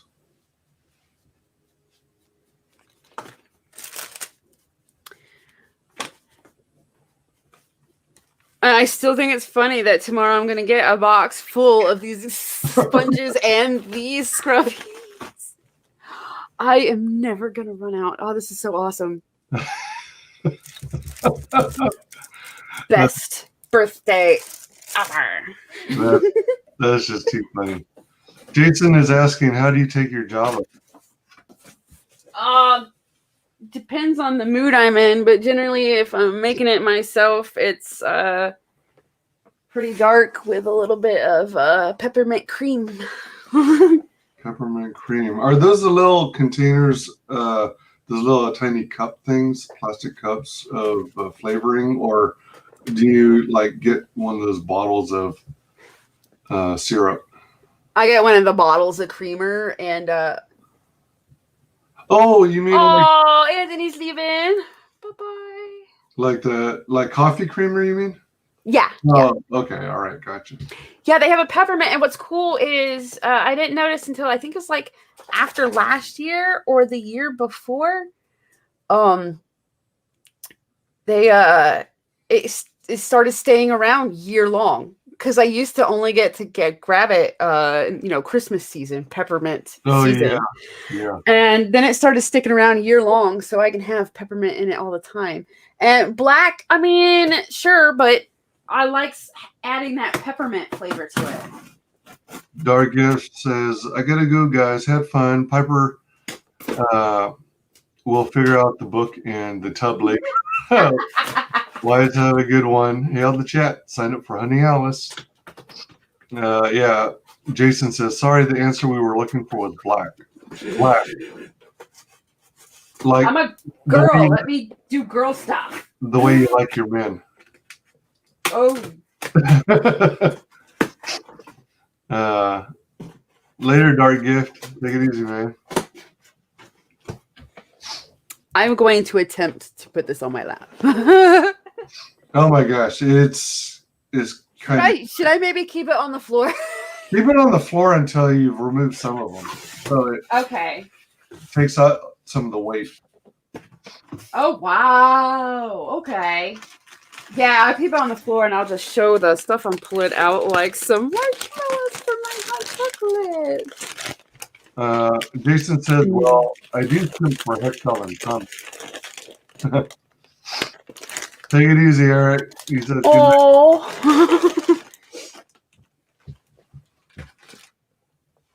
All right. We have got some organic raw honey. well, that actually works. Awesome.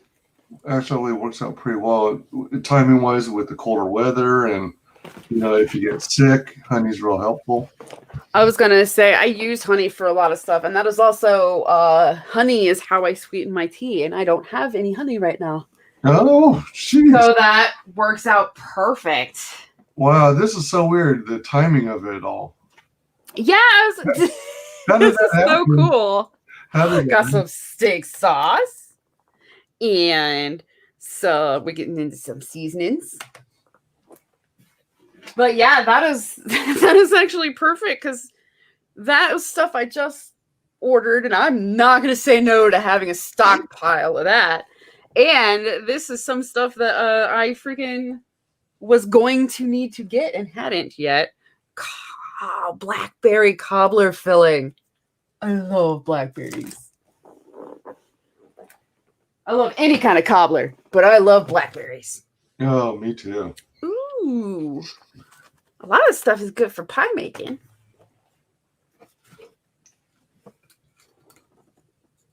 Heck yeah. I forgot to tell you or show you how my kiddo ruins seasonings. What I think he does is hold it too close to the food and let steam get up in there, because he only has to use my seasonings a couple of times before it's a brick inside the freaking thing. Oh, yeah. Yeah.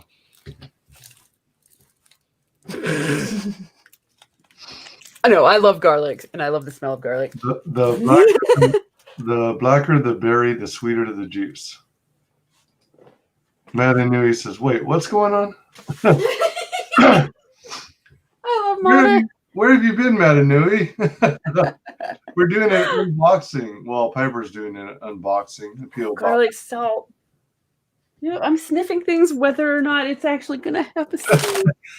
This is like the ultimate care package. We've got fun, stress relieving stuff. We've got bath stuff. We've got lots of coffee. We've got stuff to clean the apartment with. And now we are restoring my lost seasonings. Nice. Oh, awesome. That's why. I left to take my dog out, so I missed a bit. Okay. Basically, I am opening box 2. Yeah, there's a total of 2 boxes. She's on box 2 now. Yeah, and I can see why this one was so heavy. Yeah. The reason why she's leaving it on the floor is because it's weighty. Yeah, this one's pretty heavy, so we just need to order me a tub. Yeah! Exactly. Yeah, so I'm just going to show the things. I ran out of this not that long ago. This is so crazy how good the timing is for so many of these. Yeah. I'm glad you caught me before I went to the store. Ooh. Never would have thunk it. Butterfield's peach. I'm going to try this. Disappearing from candy jars. I didn't even finish reading it. I was like, candy. Hopefully it's not one solid mess. Because sometimes those hard candies will stick to each other.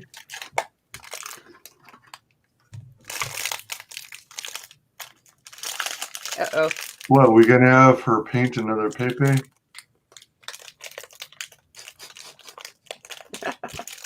Oh, I still need to send the Pepes I've painted. Uh-oh. I'm gonna have to find them safety scissors. Yellow Lantern is still waiting on the 2 you've already painted. Yeah, as I said, I still got Pepes I need to send. It's weird, because like the biggest hang up is it was to raise money, fix car. That car fell through. Wow, peach. That is good. It is kind of one solid piece, but at the same time, it's really easy to break them off. So. Oh, good. All right, so I'm apparently behind the times. What is this Pepe that you're painting? A Pepe the Frog. Oh, so you're doing? Are these like commissions? No. I feel really bad saying it was a long time ago. Or charity streams where I was live painting these Pepe pictures. Yeah, they're actually Epus, which is supposed to be like Pepe's retarded cousin or something.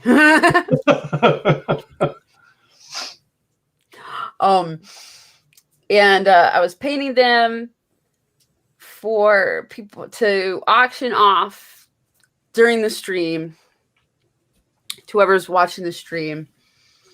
And they kind of helped the stream chat kind of helped me decide what theme they were and stuff. And then the stream chat even auctioned off what to write on the paintings. And so Yellow Lantern ended up with both of them. One has Gushing Grannies is on her shirt. One is a Ren Apu with Gushing.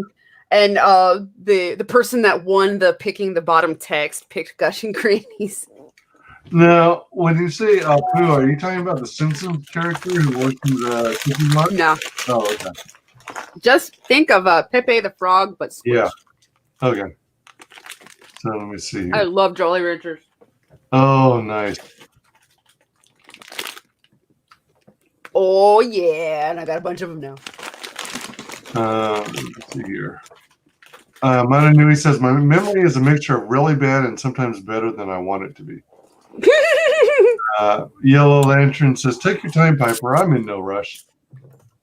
He's been waiting. He's been such a trooper because it's weird. The mentality, the hang up kind of part of it was, well, yeah, as soon as the car's running because of this charity stream, I'm going to pack him up in that car, take him down to the post office. The biggest hang up is I haven't gotten a car to work long enough still to do that. Oh, so it was to get some repair work done at the shop? To get your again? Essentially, it was to get either replace the car that I broke down hardcore or fix it. And then I found a car. Oh my God, it's a long series of cars. Oh, okay. It's a mess, and I still don't have a car I can safely drive. And when I borrow a car, it's to go specifically like to an appointment.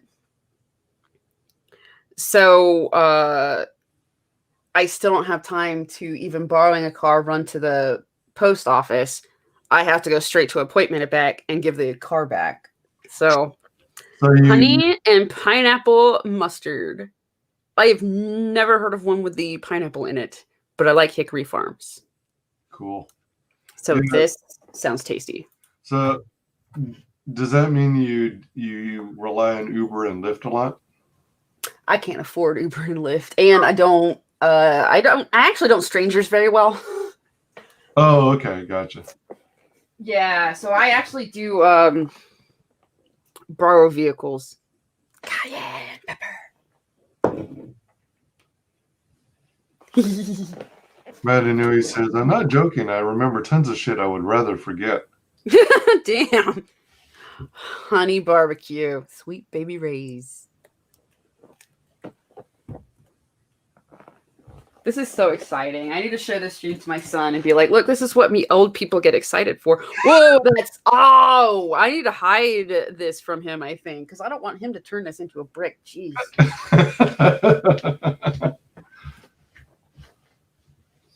Oh, yeah. This box smells so good. Lemon peppers, one of my go-tos, big time. Oh, yeah, same here. Jason says, Sweet Baby Ray's makes a delicious honey mustard. Oh, yeah. Man, now I'm hungry again. I know I'm full, but I'm hungry. I want to cook all of the things right now. You can make a homemade dipping sauce and then dip the chicken tenders in it. Yep.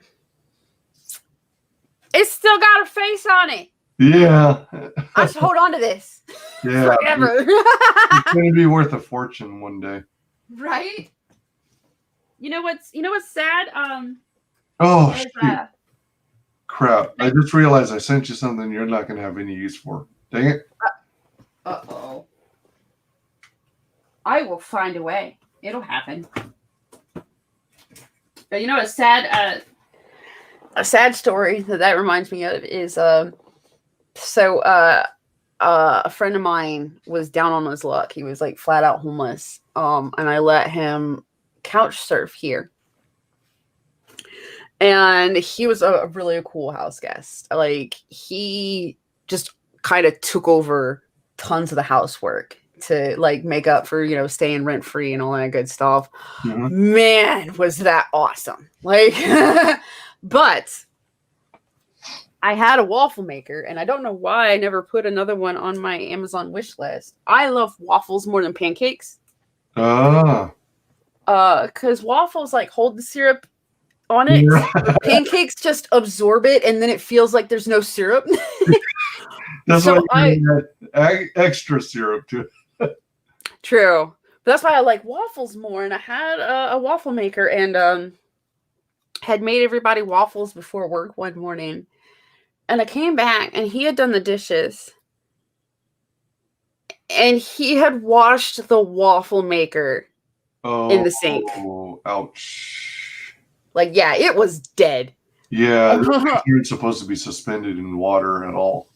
Yeah, no, it was still even in the sink soaking wet. And he was like, I washed it. I don't know how to dry it. So I'm letting it dry in the sink. And I'm like, so did you try leaving it out on a towel or something for a few hours to see if it was dead? And I was so sad. And he couldn't afford to replace it. He felt so bad. And I was like, you know what? You've been doing so much housework just for chilling here. You've already made my life easier. It's a waffle maker. But for some reason, it's funny because I'm doing it right now. Now that I pulled out the syrup, I'm doing it right now. I'm adding a waffle maker to my wish list because I've been whining about not having one forever, but yet also not buying one because I don't know. It's one of those weird things where I'm just like, I'm going to look for one right now. And you said this is your Amazon wish list that you tweet out every now and then? Yeah, usually around like special occasions, or if I put something funny on there that somebody might want to actually like send for laughs.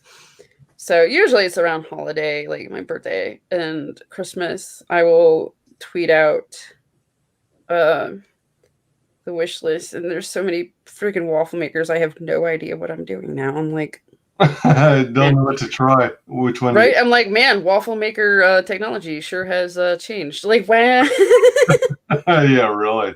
It has advanced. Not gonna lie, I was dying for when I saw when I first saw the Death Star waffle maker. Oh my gosh, yeah. I had tried so hard to like, but for like local people go, I want this Death Star waffle maker for my birthday and Christmas for a couple years, and then I gave up. Because they were priced like ridiculous at the time that I kept seeing them. Oh yeah. I think aren't they like $40 each? for the Star Wars branded waffle makers? Yeah, and it looks like they still are. Oh my gosh, still? Yeah. Figures. Dang, there's a lot more than there used to be. There's now Vader's head. There is Millennium Falcon. There is 4 waffle maker, 4 slice. I think it doesn't make them in the shape of. It just happens to have a TIE fighter on the top of it. Huh. Mandalorian helmet. Oh gosh. Now there's Baby Yoda. Yeah, I was gonna say there's a Baby Yoda and his little circly thingy one. And what's weird is I looked up Death Star, and that's the only one that hasn't popped up. There's a Stormtrooper, Captain America shield. I'm pretty sure it exists. I know it exists, but apparently it's not. I would be surprised if it didn't show up on Amazon of all places. There it is. Wow, it's way down there, and apparently. Did you spell Death Star correctly? Yeah, apparently, because the Death Star one specifically is Think Geek, and Think Geek hasn't really been Think Geek for a wow. What? Jesus. $75? No, 150 for like new. Oh, no way. Wow. Yeah, as soon as I saw Think Geek, I was like, that's why it's not the first thing to pop up. Damn it. Shows you the power of the original trilogy. Yeah, I definitely missed the boat on having Death Star waffle maker for sure. Man, no doubt. That's a tiny waffle maker for somebody to with removable plates. That sounds like a good idea, so nobody else puts it in the sink. No. That's a good point. I thought at first it was so that you could flip it over and use it for like flat pancakes or something as well. So it's double duty. That's true. Yeah, a lot of these are you switch out the plates, but I already have a Foreman. It just doesn't do waffles. Doesn't do anything close to waffles. There's one like the one my dad used to have. Jesus. Some of these are still up to $100. Right. This is why I don't have a waffle maker still.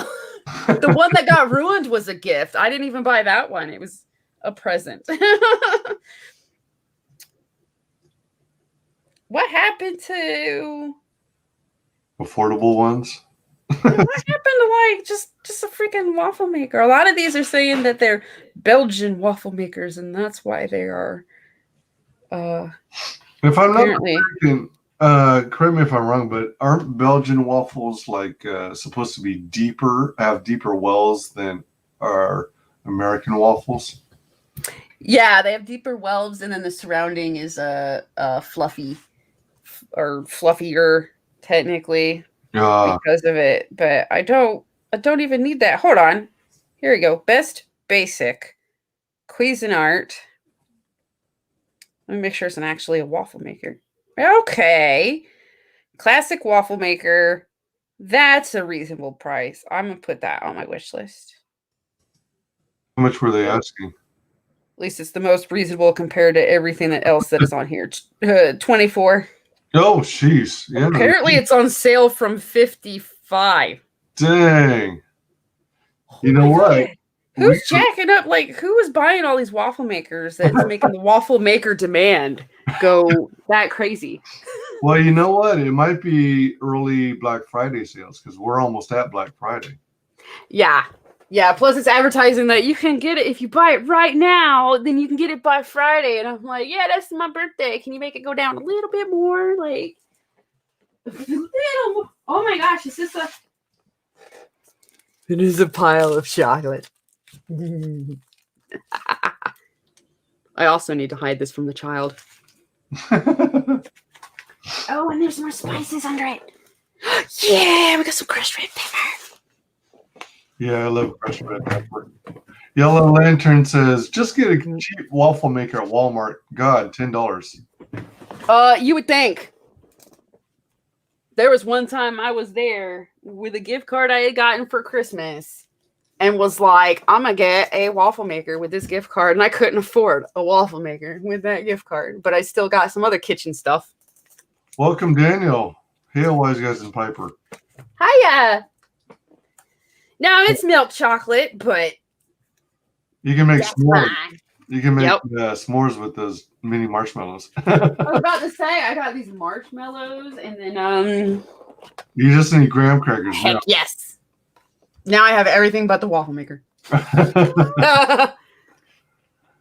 Yellow Lantern corrects himself. Sorry, $20 at Walmart.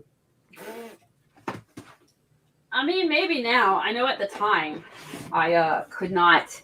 Ew. Goo Goo Cluster. Variety pack. Original pecan and peanut butter. I'm going to eat this too on your stream.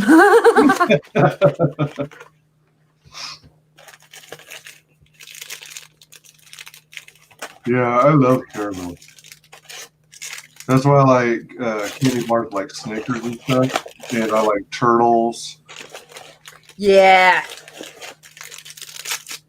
Here we go. Ooh. God.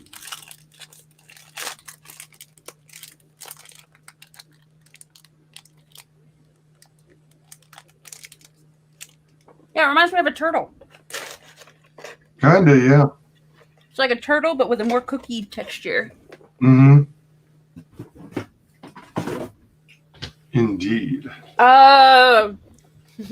Yeah, I know. That's the one I was talking about. Welcome, Edwin. Sign up for the ACE mailing list. Acevedo. Hail again. Hey, hey. That is okay because I can still find somebody that needs that. Cool. And that'll probably make their day, honestly, because everything that's been going on, it's going to make somebody's day. Yeah. Unless you want it back. No, not at all. I already have plenty. I still have plenty. I'm going to make somebody's day. Don't worry. Technically, you, by proxy, you're going to make somebody else's day. You done made my day. Oh, my gosh. Oh, my gosh. This is so cool. This is like, seriously, Thanksgiving is about to happen, and this is like a hardcore perfect care package. Yeah, ultimate care package. Jeez. Thank you, Edwin. Please like, share, and subscribe to WyzGyz Entertainment. Lobo, it's not for you, bro. Sign up for the ACE mailing list. Acevedo.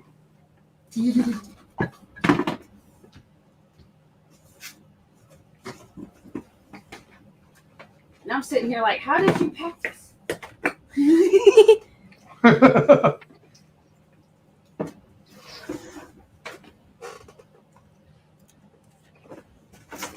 This was so much fun. This was so cool. I'm glad you liked it. I was hoping you would. Thank you so much. Yellow Lantern says, Piper, I tweeted a link for a waffle maker for less than $20. Lobo, no, not for you. Edwin says, back the art of shield net sword on Indiegogo. Thanks for dropping links. There's a link. It is the waffle maker. Does that go to does that link go to Walmart? Probably. There you go. That looks a lot like the yeah, it goes to Walmart. Oh, but this says it's a Belgian waffle maker. I don't want a Belgian waffle. I don't want a Belgian waffle. I don't want no Frenchy waffle. I want America waffle. Matanui says, I'm still tempted to use every suit in Spider-Man PS4. Current stop the resilient suit. Matanui says, not for puppies, Lobo. Yeah. He's a good boy, though.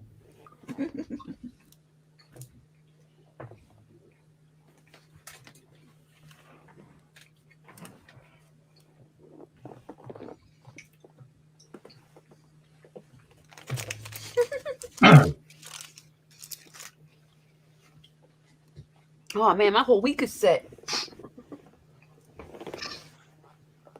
Was that everything? Yep. 2 packages done and done. Woo. Well, happy birthday. Thank you. Pretty cool. Oh, and y'all, he brought Popeyes. You gotta step it up. Like the best birthday dinner.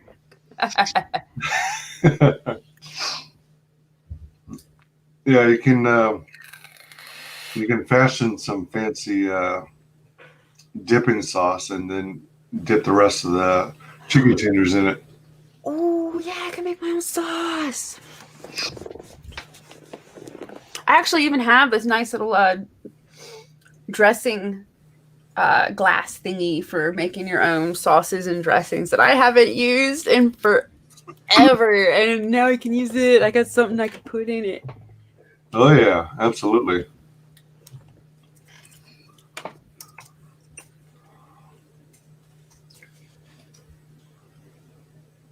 So cool. His name is so long. The name is so long it makes the chat look funny. Oh, you mean Edwin's? Yeah. Yeah. Jason says, "Happy birthday, Piper." Thank you. It's technically Friday, but I don't care. Anything that happens this week counts. It's like how some people celebrate their whole entire month of their birthday. Back to Lost Pages, shipping today. And back Absolute. Oh, yeah, sign up for the Absolute 2 mailing list. Yep, that's up. Yo. Heck yeah.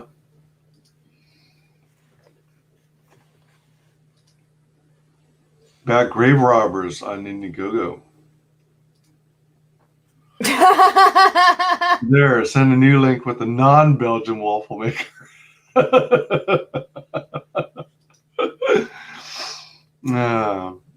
Hey, it helps me stand out. Also, happy birthday. Thanks. And yeah, no, it definitely does. I would be the butthead that would keep reading the whole name.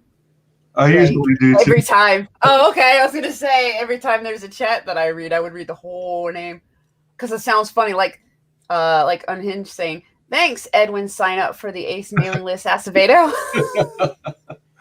Yeah, I tend. But shoot, you get people doing that all the time. Yeah, it becomes ingrained in your memory. Yep. Yeah. So Edwin wishes you a happy birthday. Like Jason said, Anna's birthday is all of October. Oh dang! Even though it's that's true. That's true. I do not forget her birthday because I do hear about it all of October. Like, yeah. Instead of using the word or the month October, everyone just calls it Anna's birthday month. Yeah. Yep.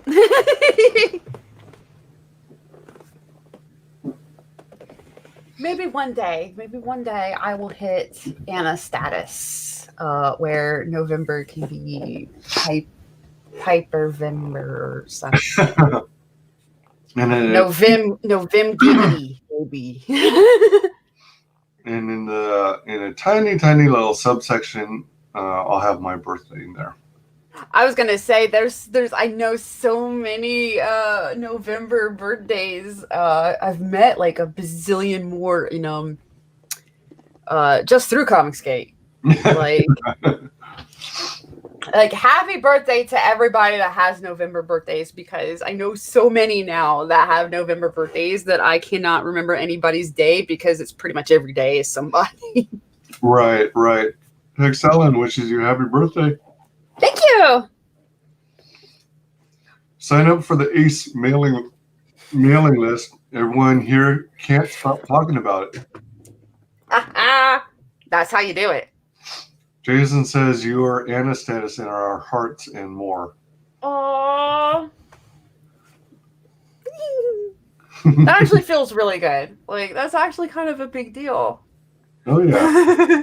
Oh, yeah. You've made a name for yourself. I got Oh, my gosh.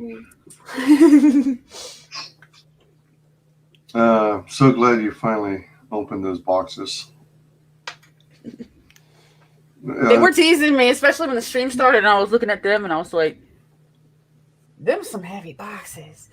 That is neat. I am dying of curiosity. It's kind of like when the Emperor Palpatine was firing lightning at Luke, and Vader kept looking between his son and the Emperor. He kept looking back and forth between them, trying to decide what to do. He said you were looking back and forth from the camera to the screen to the boxes. And then you picked up the boxes and hurled them down the cavernous. Ooh, that would suck. Hole. I see your non-Belgian waffle maker, Yellow Lantern, and does that say that it's telling me that I won't get it till December and the shipping is like $15 extra? What the hell? How late in December? Just December 2nd, but like it was more the why is it saying the shipping costs that much? It's a waffle maker. It's probably the weight. I mean, it's I wonder if you'd be better off just going to the nearest dollar store or something, Dollar General or something. At least mine don't seem to have any that I would trust plugging into my wall. Not gonna lie. Yeah. It says this, in-store pickup's not available for this one. But I got I found one. I found one that's still kind of floating around the same price. For on Amazon. And if I get an Amazon, sometimes I've got a couple family members that just do gift cards, and sometimes they're Walmart gift cards. Sometimes they are Amazon gift cards, and sometimes they're just the ones that you can technically use anywhere. They're like Visa gift card or Discover or whatever gift card. So that's cool. Yeah, if I do something like that, I have that waffle on there now. That will remind me that is a thing that I need. So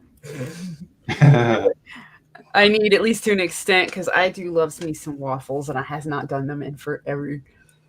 Jason says, just dig out a giant hole in a pancake and pour syrup in it. No waffle maker needed. It's not the same, man. Those pancakes will still drink that up. Oh, yeah. That's what I call them. That's why I say it's like, they're like sponges. Just, I'm like, they just drink up all the syrup. But then when you eat the pancake, somehow they still taste dry.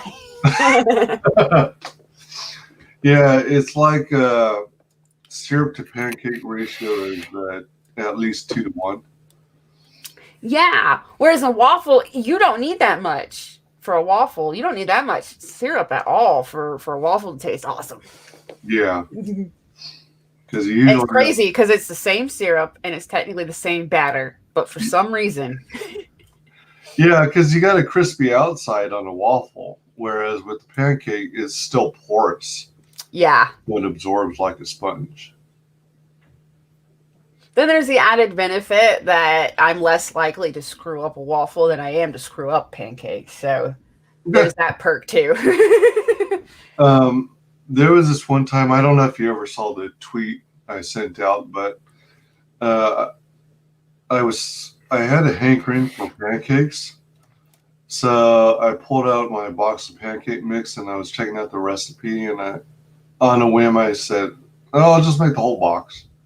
So I made this big old stack of pancakes. You sound like me when I was being lazy on portioning rice and was like, this looks fine.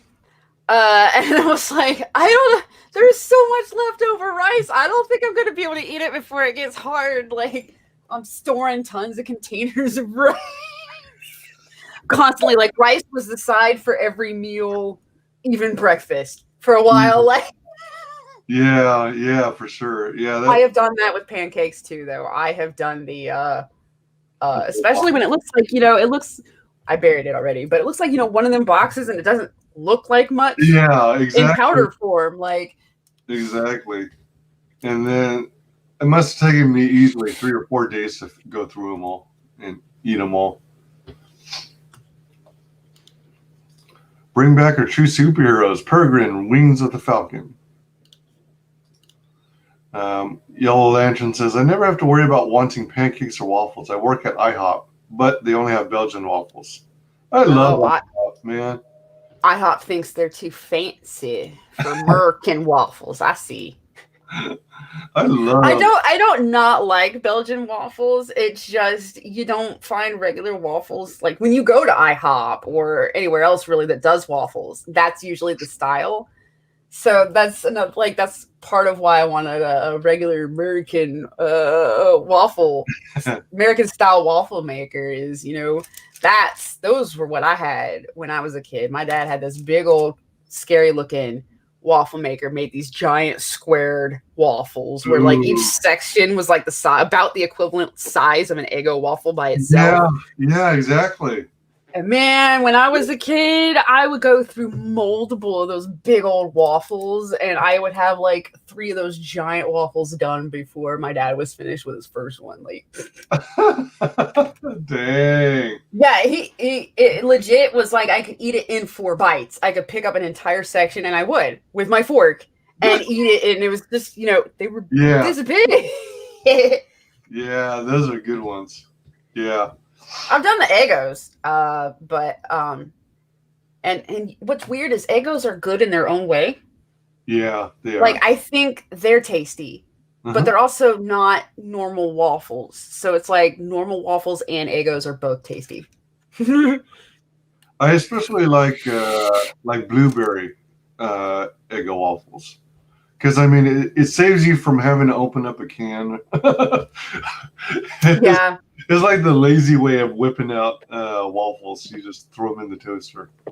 Although one of my favorite things to do, if I had plenty of time to do breakfast, one of my favorite things to do was to fry up some bacon and then chop it into little bits and put it in my waffle/pancake mix and make bacon waffles. Oh, yeah. Yeah, I did stuff like that too. Or banana waffles. You put batter in, you put slices of bananas in it. Oh, yeah. Oh, yeah. Jason doesn't eat waffles or pancakes because he's lazy and won't make them. Well, see, now that's what Eggos. They're still Eggos. You don't have an excuse. Yeah, all you need is a toaster. Chad waffles versus virgin pancakes.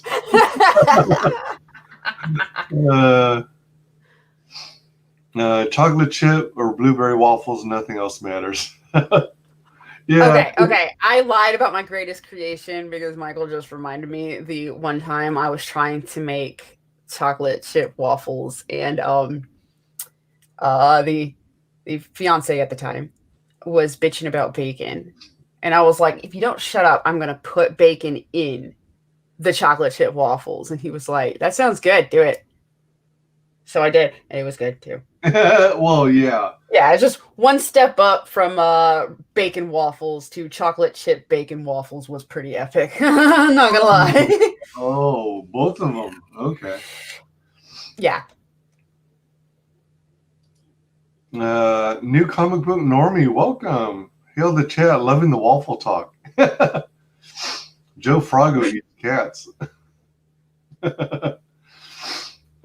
Sorry, pancakes is better than waffles, says Yellow. Yeah. I like the virgin pancakes. That's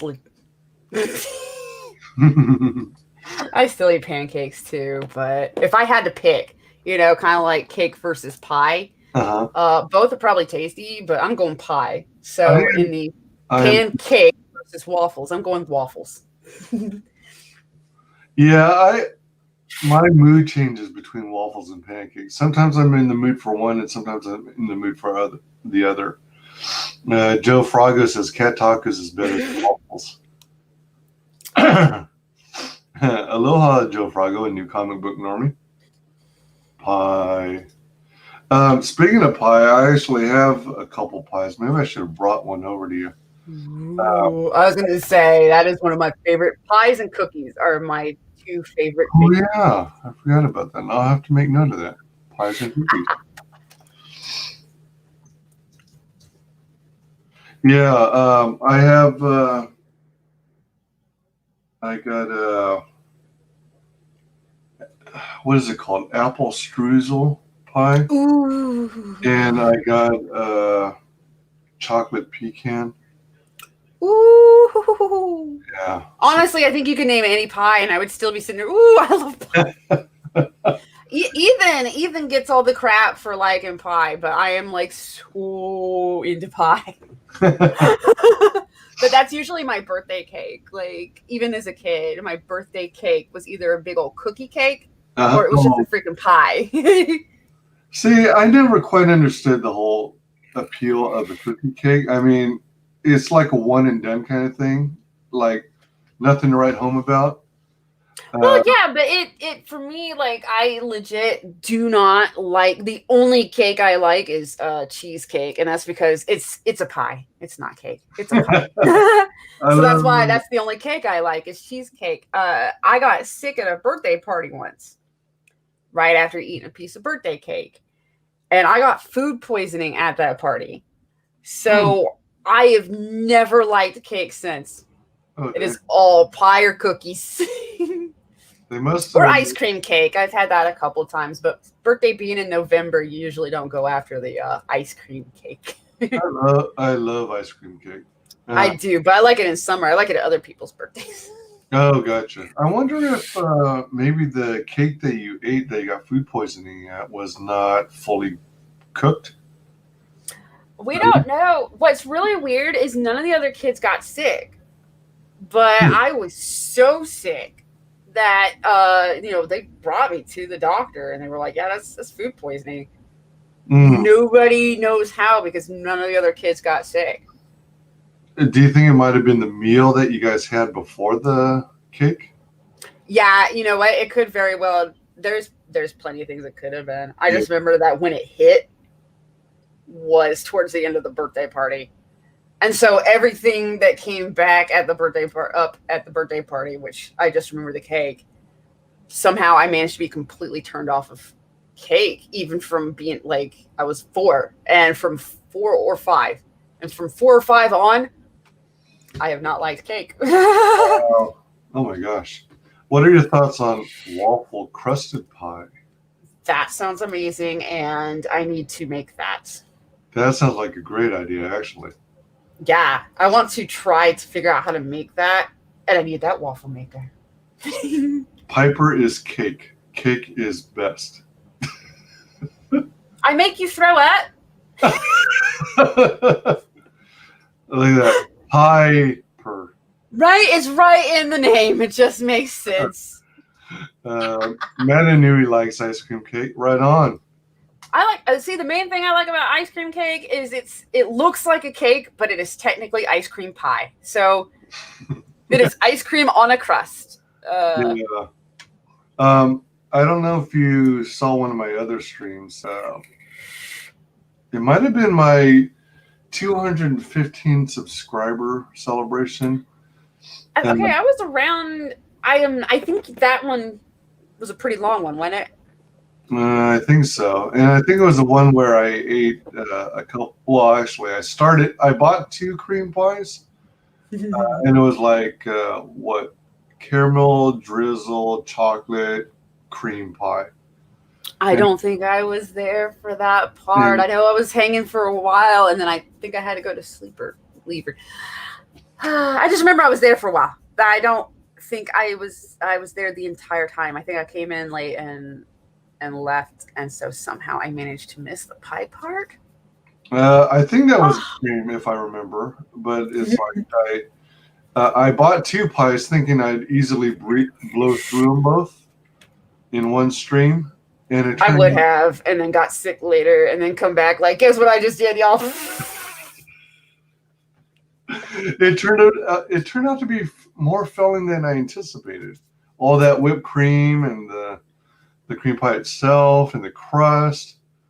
So I think I only blew away like half of one pie, which was kind of disappointing to me, because I'm used to I can easily eat a whole large pizza in one sitting.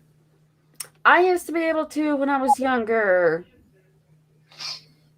It sucks because like all of my favorite foods now I have to nibble. I can't eat much at the same time. But some things are those things that I will make myself sick on because I like it so much. Yeah, seriously. Oh, check it out. Waffle crusted ice cream filling pie.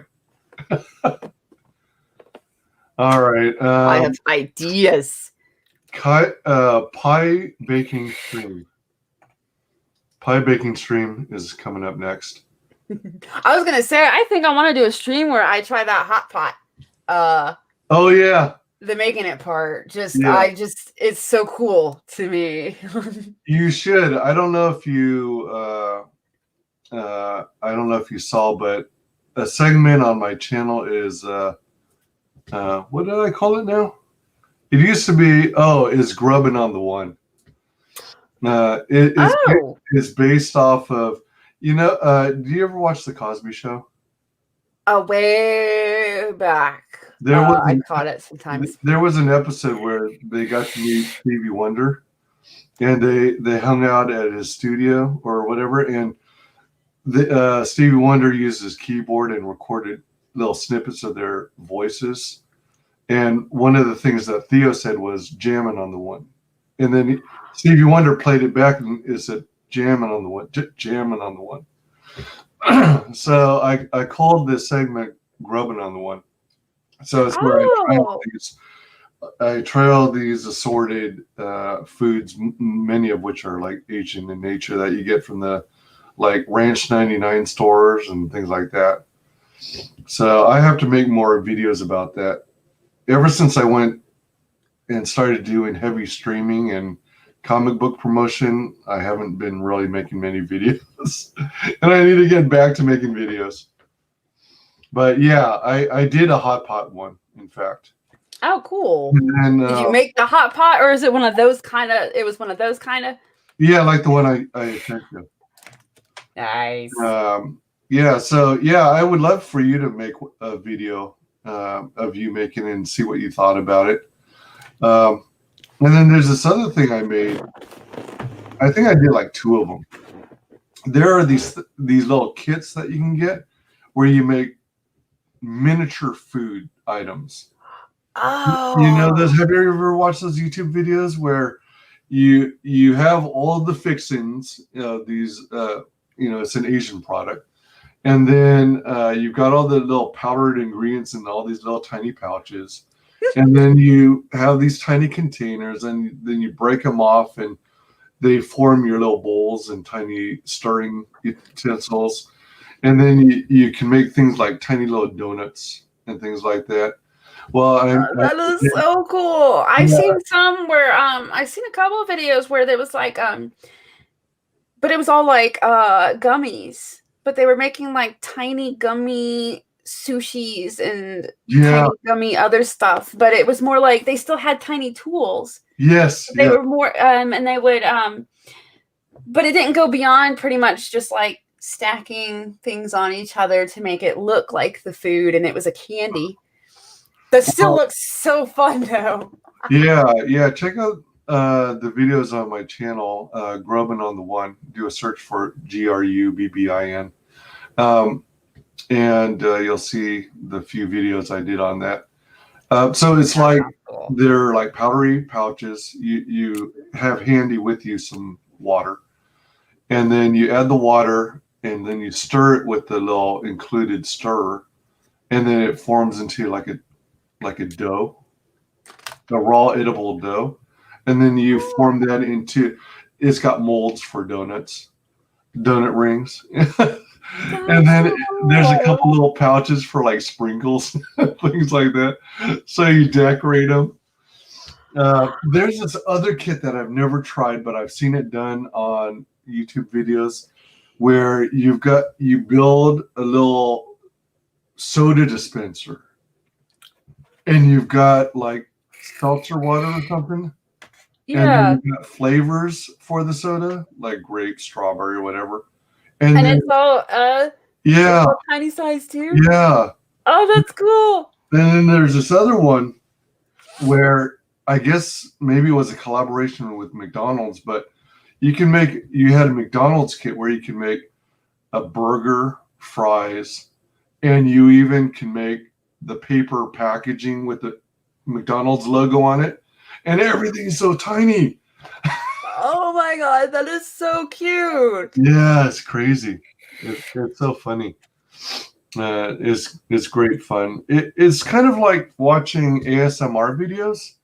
It's like calm and soothing and relaxing, and it just cracks me up what they come up with. Miniature foods are so funny to me. I think it's funny because it sounds like you're doing all this prep work, and what you get is like a taste. Like, yeah. I have a few more kits and a few more hot pots, so I got to make more videos. Nice. Jason says the caramel and cookies in ice cream cake is the best. Yeah.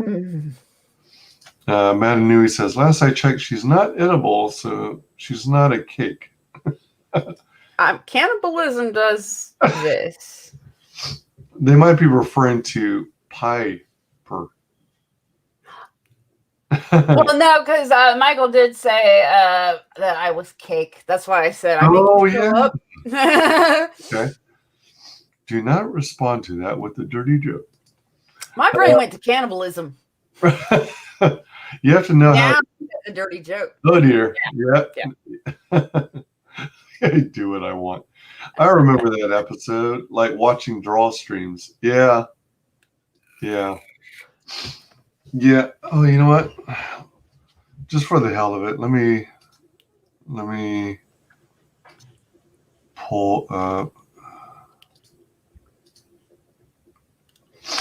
All right, everybody back Peregrine. Let's say you're at 49,200, and 49,200. Man, $800 from 50K.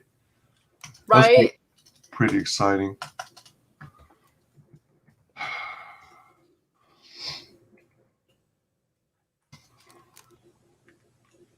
Man, I gotta say, it's quite surprising that my browsers respond as well as they do, considering I've got like probably 100 tabs or more on this one browser. Dang. Nice. This is the browser that has all my all the campaigns that I'm following and trying to keep track of. Oh wow, that is a lot. Let me see. So search.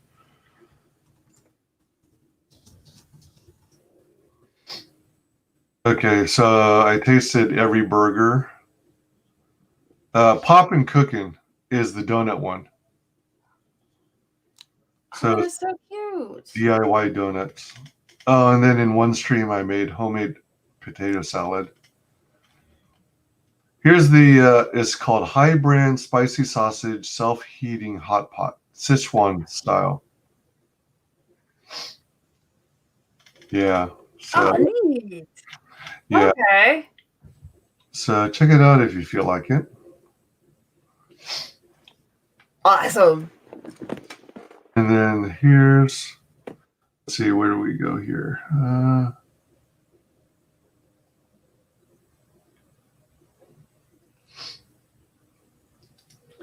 My brain went to dirty joke and cannibalism. So yeah. I don't know. I just assume most people would go dirty on that one. They would. I didn't think about it until you mentioned it, though, Mata. I'm just a man of culture, and I'm a man of pleasure. Oh my.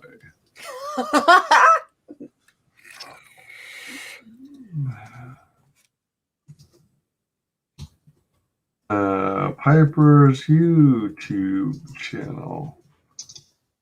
You know what's weird is way back in the day, YouTube was like, you can do your custom URL now, and I thought, and I set it up, and I don't have one. Oh, really? Yeah, but that was like way back when I first was trying to kind of like use my channel before I was like, I'm just gonna go and do all my YouTubing graded. Before the reason I've decided to go back and actually do my channel is so that I can do some stuff that just doesn't quite make sense for graded. Right. So nothing, basically anything that's not pop culture, anything that's more Adventures of Piper styled, which is outside of the F-It show. The other stuff is oh, you need a certain amount of subs now. That's why it's gone. Okay, one day it'll be WyzGyz. But yeah, so I'm gonna do Adventure Piper vids for this channel, and that's gonna include stuff like trying things for the first time, whether they're foods or activities or what have you, and cooking experiments. Well, look at it. I'm looking at the URL now, and it reads as this: youtube.com/C as in Charlie /WyzGyz. So you do have a custom URL. Oh, okay. I typed it in one time and it said it couldn't find it, so I stopped telling people to go to /WyzGyz. But hold on. So I'm going to try it. YouTube.com. Oh yeah, it does. It does bring it. C/WyzGyz.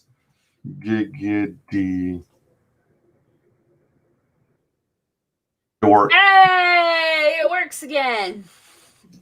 Yeah, so yeah, because you have more subs than I do, so you definitely should be qualified. I do want to sometime soon, but I think after all the holiday hoopla is over, or maybe sometime between Christmas and New Year even, try to figure out how to do some kind of almost event type thing that's like me, you, Anthony, anybody else, basically anybody that's under 1,000 subs, and try to do some kind of collaborative YouTube event type thingy that's, like subs for the little guys. And try to figure out how to just make it kind of a big deal and get all the channels of people I know that are under 1K and figure out how to do like a sub drive across channels. I think I don't know if you are following Phelan Reacts or Phelan, but I think she's Fandom Menace. And she does something like that where on Twitter she'll do a call out. You know how like ComicsGaters will say, hey, I'm going to do an open mic stream. If you got a campaign you want to promote, Did she do one specifically for channels? Yeah. It's kind of along the same lines and handled a similar way, except it's where you post what your channel is, and then when she does the stream, she pulls it up on screen, a share screen for people to check out, and then shares the link in the chat. I think I'm gonna when I know closer to a good time, like what my schedule's gonna be, I might just hit a bunch of people up and be like, look, let's like do a party where we start the party on one channel, but everybody shows off their channels, and then we move the party to the next channel. Everybody still does the same thing. We're BSing for the most part, right? But we're also showing our channels and saying, hey, we're all on YouTube trying to build our channels, and then move the party from channel to channel where it's all the same people, unless somebody has to drop off to go do something else. But all the same people move from channel to channel for a stream and like spend, say, an hour on each channel having a party. So maybe like close-ish to New Year's Eve. That'd be interesting. So every hour, a new person launches a stream for everyone to jump into. Yeah. So basically, we say, all right, we're going to the next channel. We're going to this channel. Definitely go over there. That's where the party's moving. And, at the same time, we're BSing and having fun, finding fun things to do. Maybe somebody's doing Jackbox games on theirs and, somebody's doing whatever. So fun activities on each channel. But yeah, go from stream to stream. That's interesting. That would be kind of like a pub crawl. Yeah. But it's a channel crawl. Yeah. And I think I've just solidified all of this. I think as long as everybody's like, glad I said it out loud, because now I'm like, oh. I'm going to write this down. So I'm going to get a hold of as many people. I'm going to probably like blurt it out on Twitter to try and, if not get a schedule set up, at least get a number of channels ready. Did you leave or did you just put me big? I just put you big. Oh, okay. I thought you were trying to show us some lettering on your pen or whatever. Oh, no. I just opened a pen so I can write this down. Oh. And put, I'm going to make, I'm pushing buttons on my, oh, shit. Test. No. Okay. I woke up Siri or something. Okay. Test. Yes, Siri was trying to, all right. Yes, we like Big Piper. That sounds fun. I'm trying to communicate with you. Jason says subbed. So I guess he wasn't previously subbed to you, Piper. Uh-oh. Matt Inui says, I rarely sub to channels so I can limit the list as much as possible. Jason says, little guys, you've been talking to my exes, haven't you? Oops. Matt Inui says, can't be that hard. People will hit the sub button even if your channel's blank. Sometimes. But then if you're, you got to be careful because sometimes the channels that are blank, that don't have any content, but that have subs are fake accounts that are used for spam and stuff. Yeah. Okay, I've written down New Year's Eve, channel crawl, channels under 1K subs. Cool. Matanui says, no, really, those of you who sub to me, I don't upload, so fuck off. Yellow Lantern says, that sounds fun, Piper. Yeah. Michael T says, weed walking. There might be cookies involved. There will definitely be alcohol involved. Jason says, yes, we like Big Piper. Michael T agrees, Big Piper is best Piper. Nice. Oh my gosh. Yeah, so that's pretty cool. That's a neat idea. Yeah, I'm gonna probably, I'm gonna let Thanksgiving happen. Beginning of December is when I'll start going around and start hitting up people that's got less than 1K subs and seeing about like doing it. Cause man, now I'm hyped. Yeah, I mean, it sounds like a cool idea, really. The way, let me see if I can possibly find her channel name. It's like Phalon, Phaleon, I think. Wait, hold on. No, HAL. Oh, yeah, there it is. It is Phalon Reacts. So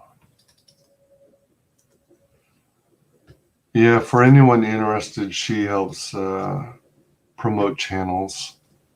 Heck yeah. That's on Twitter, Phalon Reacts. Okay. Sweet. She recently got a new computer, well, I think it was a used or pre-owned Mac. So because her other computer was dying or something, so she got the funds to get a new working computer so that she could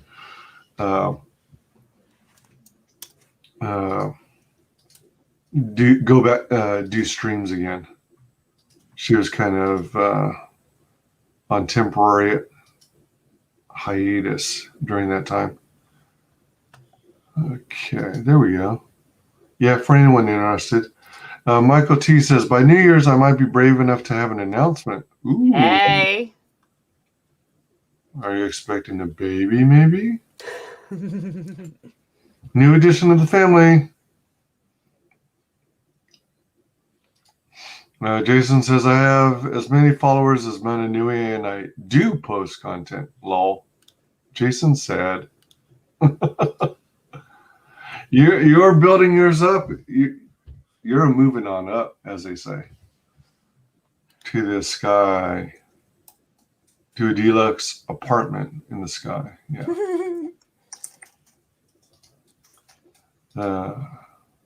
Sit here making sure, like, I'm pretty sure. What? What? I will fix that right the hell now. The who? What? I thought I was already subbed to Unhinged, and I just found out that I'm not. So now I am. I fixed it. Ruh-roh. All right, let me see. This will be embarrassing if I'm not. I should be sub to him. Yep, I'm sub. Yep. And I thought I was, but. And I marked the bell for notifications. Now, I apologize ahead of time. I do not mark any bells because I would never stop getting notifications ever. So I just don't. I feel like if I do it for some people, then I'm treating them special. So I just do it for nobody. Yeah, I usually mark the bell for those who I regularly catch the streams for. And who I'm trying to stay up on. Let's see here. Sweet. Wow. All right. That was, let's see here. Oh, yeah. And a secret about the F-It shows. If you catch them live, usually if I have anything that I want to, like a topic or, something I want to do or say, I will do that first. And then I generally invite people on to be my co-host. Just whoever happens to be watching and wants to come be a co-host for the night. I used to put the link in the chat, but we all saw how that kept turning out. So I don't do that anymore, but I still ask in the chat. Mm-hmm. And then you can decide based on who arrives in the green room. Yeah, well, actually, I just decide on like what they're saying. If they say send me a link, then I'll DM a link. And if they're somebody that I know is going to derail the whole stream or make it about them or what have you, if I know it's somebody who's going to cause me grief, then, I kindly but firmly tell them no. Madanui says, that's the thing. I deleted all my videos and they kept subbing. Well, maybe that's their favorite part of your channel is... I don't know. I realized that I was, because at first if somebody subbed to me, I was subbing back. So. Right. Yeah, see, Unhinged, I think that's why I thought I was already subbed to you, is because I was in that chat. And for some reason, my brain decided that I had also already subbed. Like, I thought I went there because of the chat and subbed. But yeah, I fixed it. I'm subbed now. I was trying to find Madanui's channel. You might have to separate Mata and Nui. I tried that, but then there's this huge long list. It looks like it still is. Oh, I love the song, "The Touch" from Transformers. Yeah. You got the touch. Ding. You got the power. Madanui.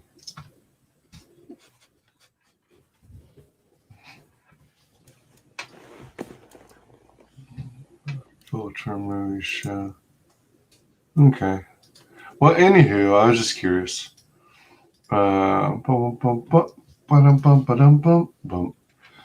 Let's see here.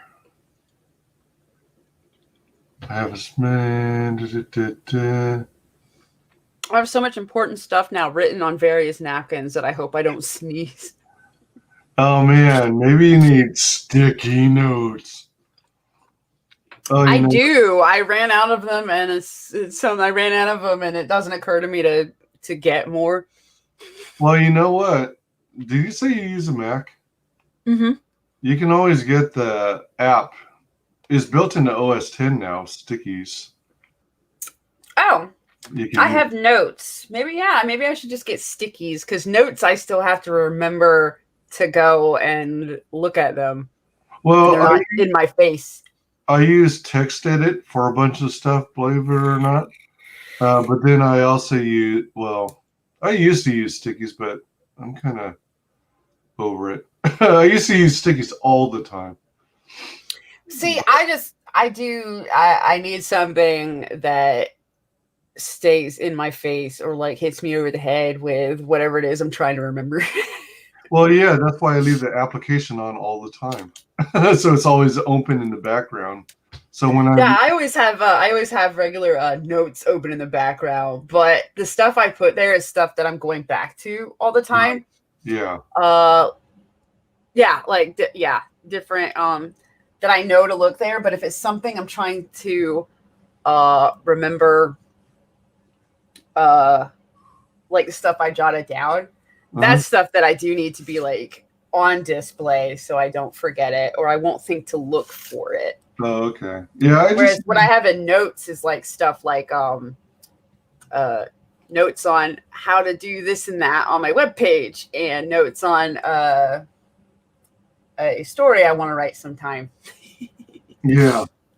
That's why I have these programs open in the background all the time, so that whenever I'm doing application switching, it serves as a visual reminder that, oh, I've got these windows open with all these notes. Yeah, whatever works for you. Harley Quinn just said on Twitter, pull from box. I was like, yeah, dude, you missed it. You left. So Michael T was saying by New Year's I might be brave enough to have an announcement. I was talking about possibly a new edition of the family, and he said, God, I hope not. I meant a comic launch. That's still like a new addition to the family. Not quite as... It's still a new addition. Damn it. Not quite so much a money drain, right? Yeah. Jason says, well, thank you, Piper. I added you in the topic list chat, so when we do them, you're more than welcome to jump in the stream. I post the link in the chat. I am in... Actually, I think it is that chat. And every time I feel so bad because every single time so far that the links got posted, I am either already in bed or gone or asleep. Oh, wait, no, I said that. Or on another stream. There it is. So I always feel bad because I'll see it later and be like, so close. Yeah. Almost got on there that time. Like... Jason said I modded on his channel. Yeah, thank you. I have that already documented in my notes, in fact. What, Jay? 1, 2, 3. Hold on 1 second. All right.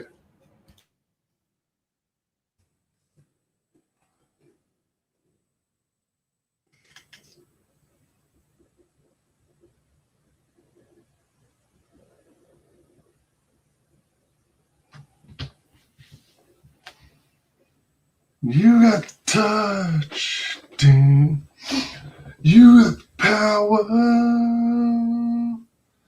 Yeah. Today's treat is chocolate pecans. Ooh, nice. Yeah. I was just looking at my list. I'm a mod on 8 different channels. I never thought to write that down. You know what's funny is almost every time I'm up in someone's chat, no matter when it was that they modded me, I will still type something in chat and then be like, "Oh, I'm a mod." When did they do that? When did that happen? Was that just now, or have I been one for a while? Every single time, except for Comic Marks. That's the one where I expect it. Like, I better be modded because everybody else is, and that's not fair. Well, you know what? Out of all the, you think that I would be a mod on Comic Marks, but I'm not. What? That is so weird. Yeah, isn't that strange? You know, actually, that makes you the special one, though. The one, honestly, the one who remains in chat. Yeah, I was gonna say on Comic Mark's stream, it's the ones who aren't modded are the ones that are technically special. Yeah, because he's always redistributing the power. Yeah, redistributing the wrenches. Jason says, "Nah, I added you because you're cool. I think WyzGyz is on there too. If not, oh well. I'll add him too." Mad News says, "You'll never find it unless you see one of my hundreds of comments all over YouTube." Good point. I don't think he meant topic lists. he did. He writes it special so that the capital letters look like topless. Yeah. True. Michael T has got 3 kids. He's done with that. Man, I decided I was done with that after 1. I can't. Matt Nui says, even I can't find it when I search it. Oh, dang. That's the name of the streams with Death Metal Hero. There's no real topic, so it's topic-less. At Mata. They're on my channel on Luke's every other week. I watched one channel where they modded everyone so they didn't all ban each other. I feel like that would be scary to go in there like for the first time and be the only one without one again. Like everybody's jumping at the chance to be the first person to get to ban somebody. Right. They don't have a wrench. Get them. I figured he was trying to say topless. Yeah, I have no idea why I searched my own channel. You know, sometimes I do just to make sure that it's still showing up for people. Like, well, usually if I'm going to do a search on my channel is because I'm having repeat guest visits. Like you, for example, I've had you on maybe 2, 3, possibly 4 times because we've been promoting Peregrine. Yeah. And so when I'm laying out the verbiage for StreamYard, I jump back into my YouTube studio, search for previous streams with us, copy and paste, and then replace the time and date and make sure that the URL is current. Like sometimes I'll have someone who's promoting during pre-launch or prior to pre-launch, and then I'll have them on again at pre-launch, and then again when they go live. Yeah. And so I always have to make sure that the URL is current. So I just update those pieces of information, and it saves a little bit of time in getting people added to the schedule and, get the streams queued up. That's what I for the F-It show, I hop on my channel so that I can copy and paste, so that I can make sure I'm on the right number and to copy and paste the description. So I have to write it again. And sometimes if I set up the stream and I forget to get that copy paste first, I'll type stupid stuff into the description as a placeholder until I go back and change it. Ooh, Fraga jumped on it his last one. And I missed it. I swear. Wow. When I finally, because I'm on a sleeping medicine, otherwise I'd have insomnia. So without my sleeping medicine, I wouldn't miss anything, man. I would be everywhere. I wouldn't miss shit. But because of my sleeping medicine, Is it uh, like melatonin? Or I think that's like the naturopathic version, or the equivalent of something like Tylenol PM. I'm on I think Seroquel is my sleeping medicine. Okay, So if it's not Seroquel, it's the other one that starts with an S sound. Cymbalta. Oh, that starts with a C, doesn't it? Or is it? Yeah, it's S sound though. All right. Yeah, Cymbalta, I think, is the sleeping one. I'm on both of those. So now everybody knows two medicines I'm on. One of those is the sleeping one. Frigga actually jumped in for a bit last night on the stream. Was fun. That's cool. Yeah, Frigga's. Well, yeah. I wouldn't expect him on. I'm so sorry. I started answering it before you read it. Well, I wouldn't expect him every stream. He was already up on other streams, and I decided to join. I did ask though. Yeah, that's what I'm saying though. I miss the neat stuff when I sleep, so I miss the a neat thing. Yeah, sometimes I end up, if I can't make it live, then I'll try and watch it in replay. Yeah. But then if you look at all the channels who do these cool streams, and if I were to try and replay them all, then I'd have no time to create any content. Yeah. Like one of the things I like to watch is the Jack Show, but I also like Shane Davis and Yanzi. But all right, so Thursday nights is Jack's show, and they don't typically start until like 11. Yeah, they start too close to my crash time, so I can't remember the last time I've caught one live. Same. And then Shane and Yanzi, they have like I think it's every night, but they start really late. So they do 3 to 5 hour streams. Well, I think it's usually on average 2 to 4 hours. But they don't start until what, 10 or 11 p.m., I think? Yeah. So I'm often missing out on those. So I got to catch them on replay. My biggest problem to catching stuff on replay is what I want to do is listen to it while I'm doing something.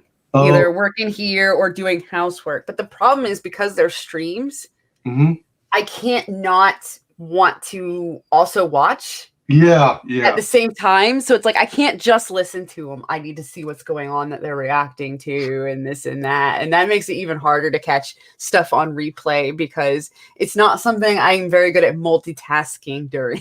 Yeah. So when that happens, I'm sometimes on my phone watching the stream on replay. So I'll carry my phone like to the kitchen and do some cooking or prep work.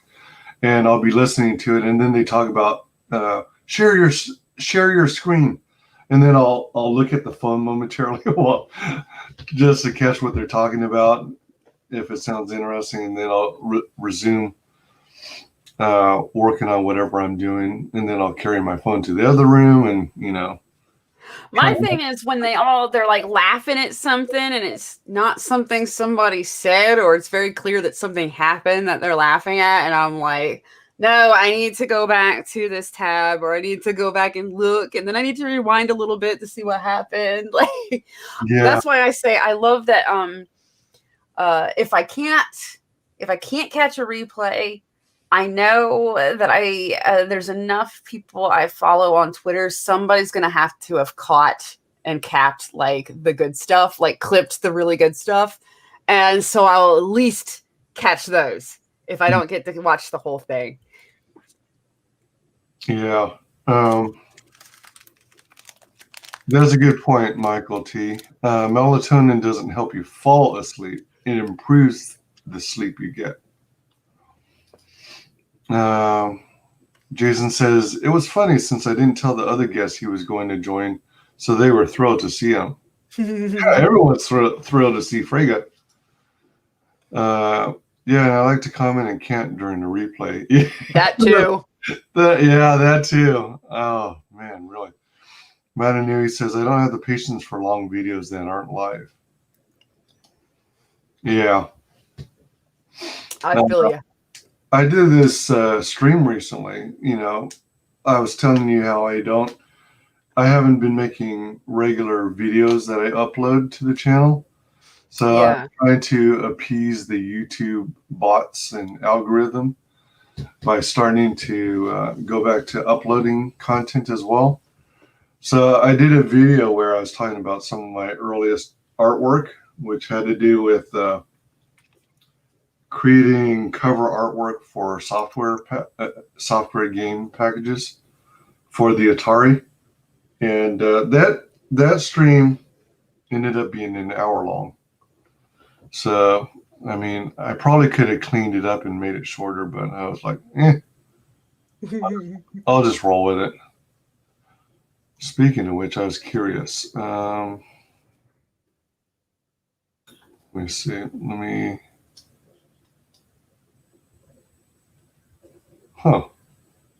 It didn't keep track of that.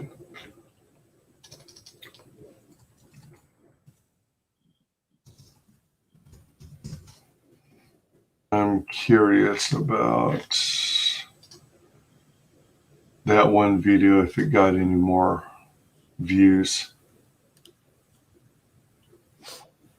Oh, a total of 7 views. Not much. I think people looked at the fact that it was almost an hour and went, no.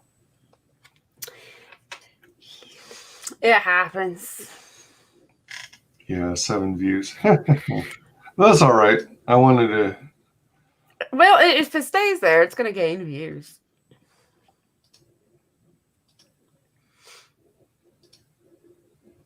All right.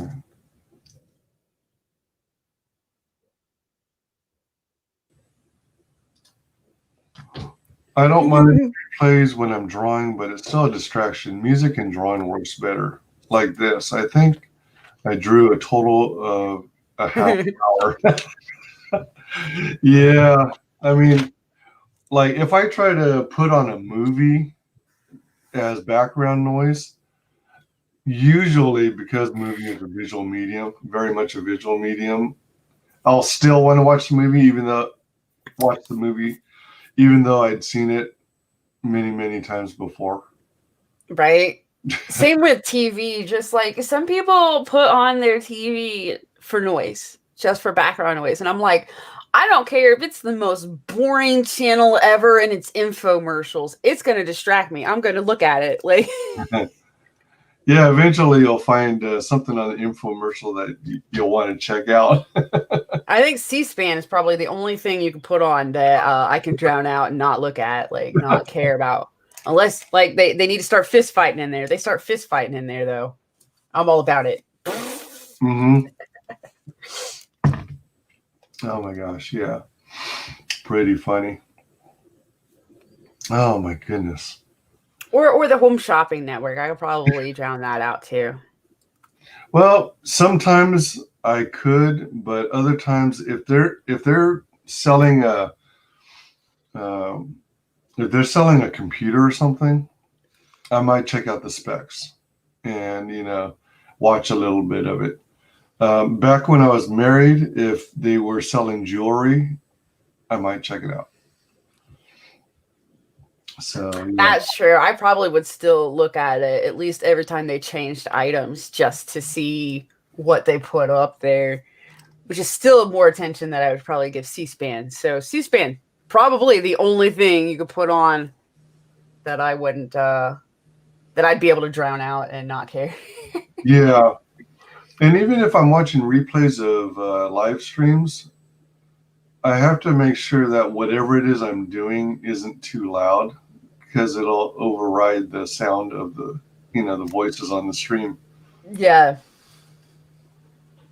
So it's not like I can actively wash dishes or cook something that involves a lot of stir fry or deep frying or things like that.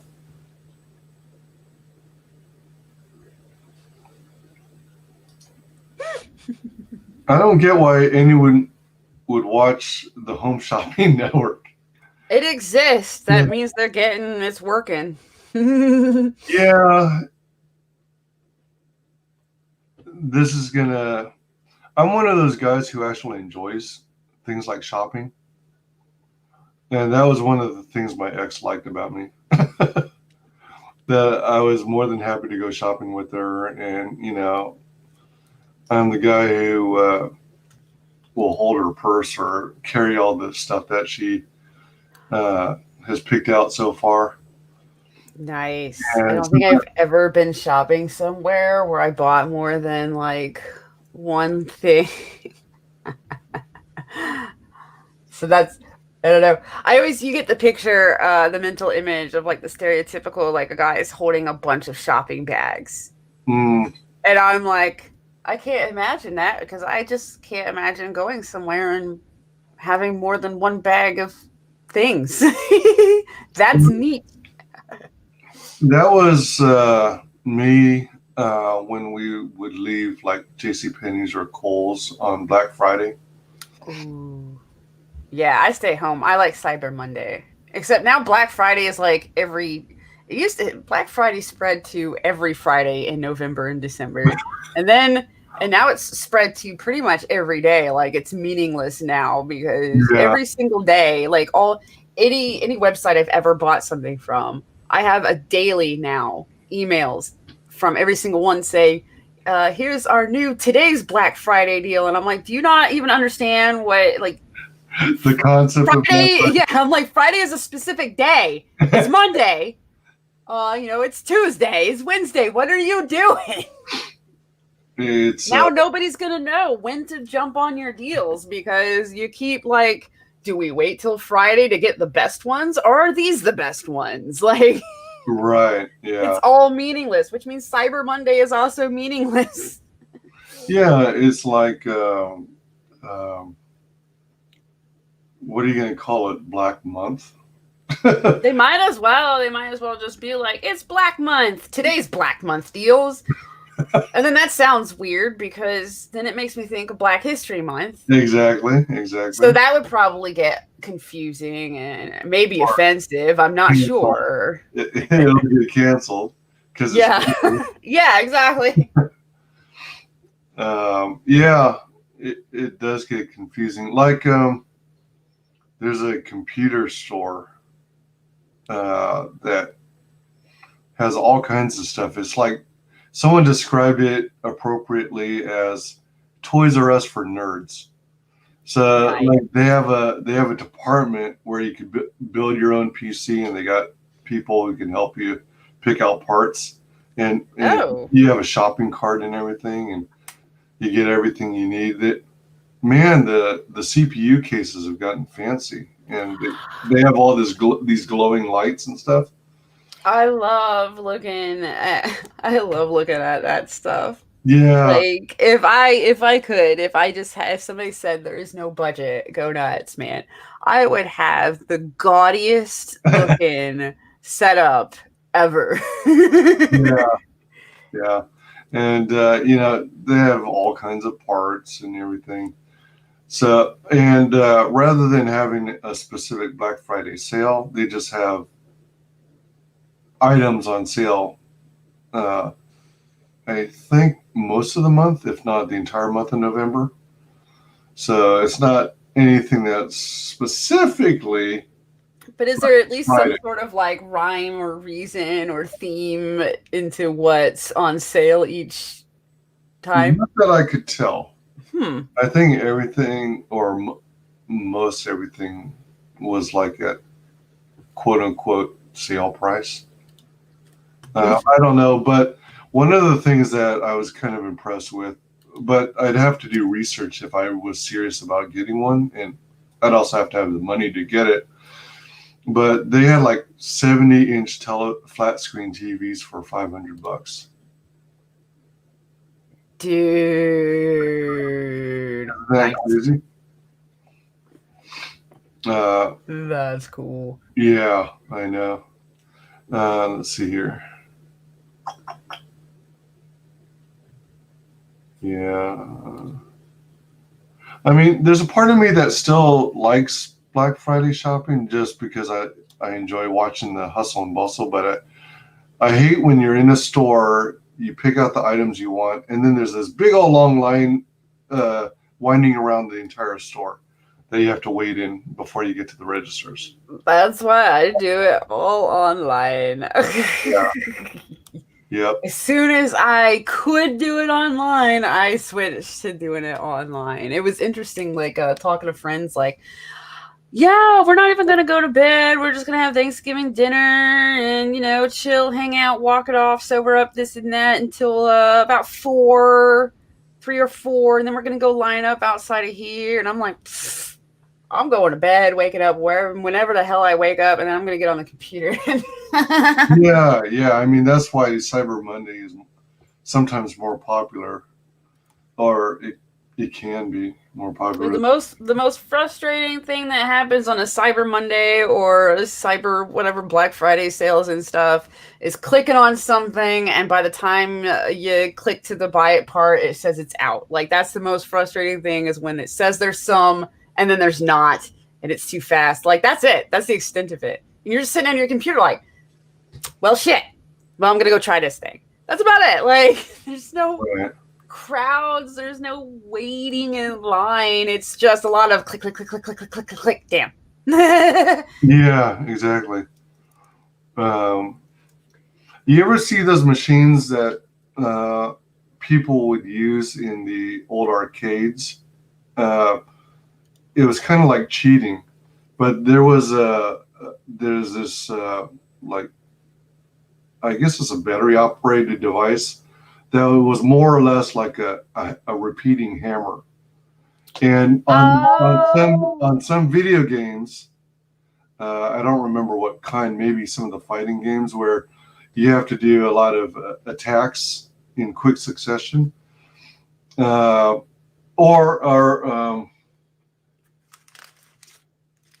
shoot, I'm trying to remember what type of video games would make use of it, but you'd activate the repeater and it would hit the button over and over and over and over and over and over and over really quickly for you, and you get huge scores and all that, or you'd earn lots and lots of tickets from the machine. That does sound like cheating. Yeah, you'd need to use something like that for your shopping experience on Cyber Monday. I got pretty fast, thanks to eBay, because sometimes I go there to find really cool gifts that I can't find anywhere else and crap like that. Mm-hmm. Especially collectibles and stuff. And it's been really useful playing Pokemon Go, this skill I've developed. I'm a really, really, really, really fast clicker.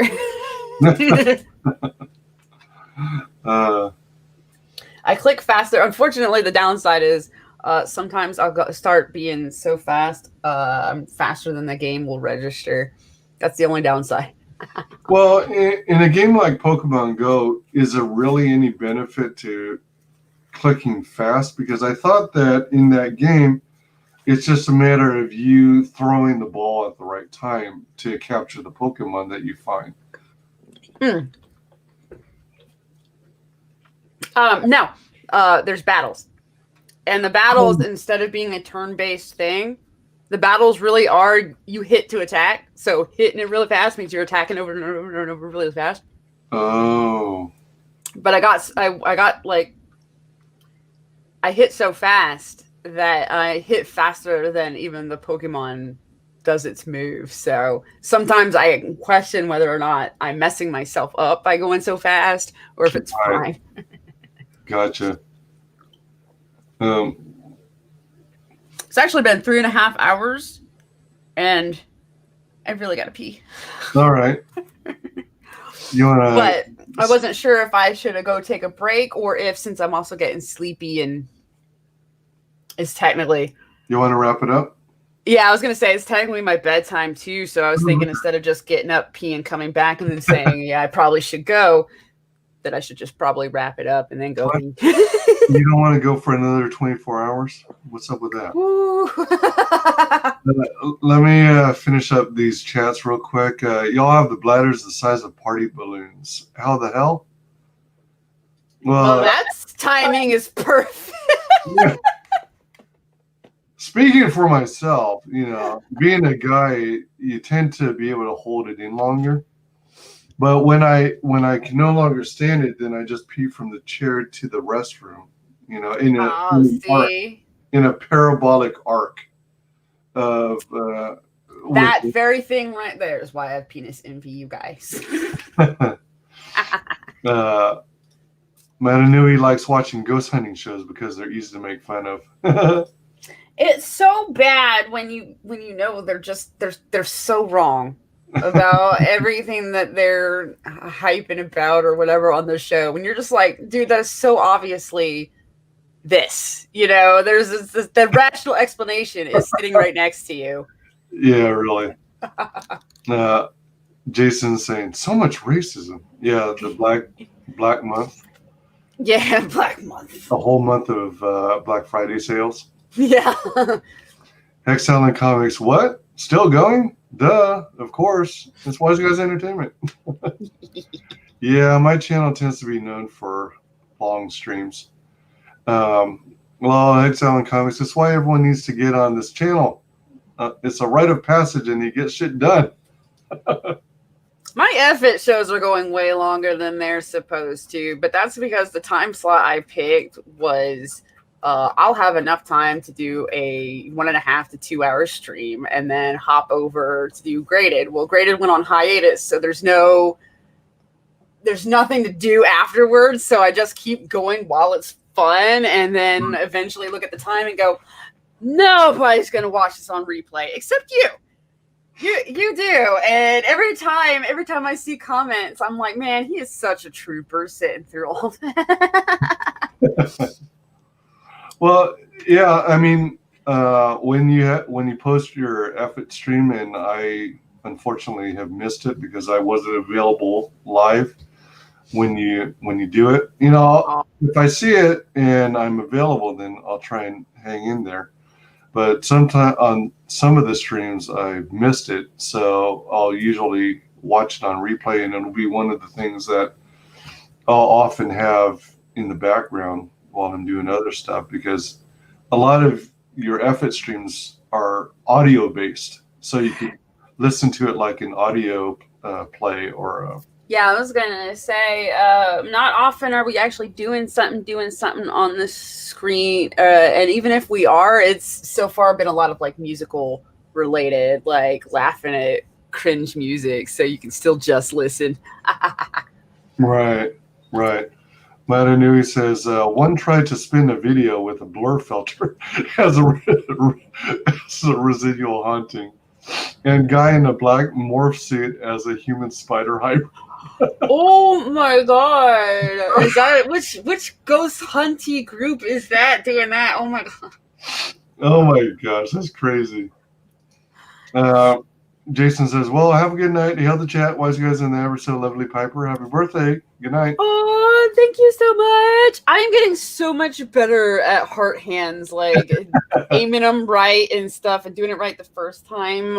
We have Mandy to thank. Yeah, there you go. And you've been practicing, so that's cool.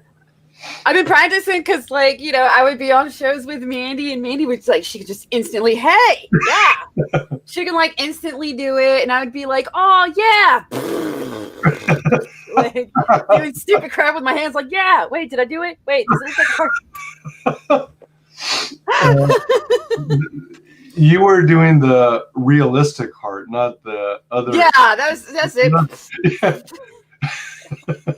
The one with all four chambers. Yeah. Or I would just hit my claws together, and I wouldn't say it, but I would actually hurt hitting claws to fingers sometimes and be like, it's a heart. Amanda Newey says, Paranormal Caught on Camera. That's the show. I don't think I've watched that one then. I'm going to look into that because that sounds funny. Hey, before you go, would you share with the world? I'm giving you the floor here. Share with the world, please, how you can be found on social media. I am at FizzGiggity. Spelled this. There we go. Wait. That way. On Twitter. It's pretty much the only social media I hang out on anymore. But also on Discord. So I lied. So there's that.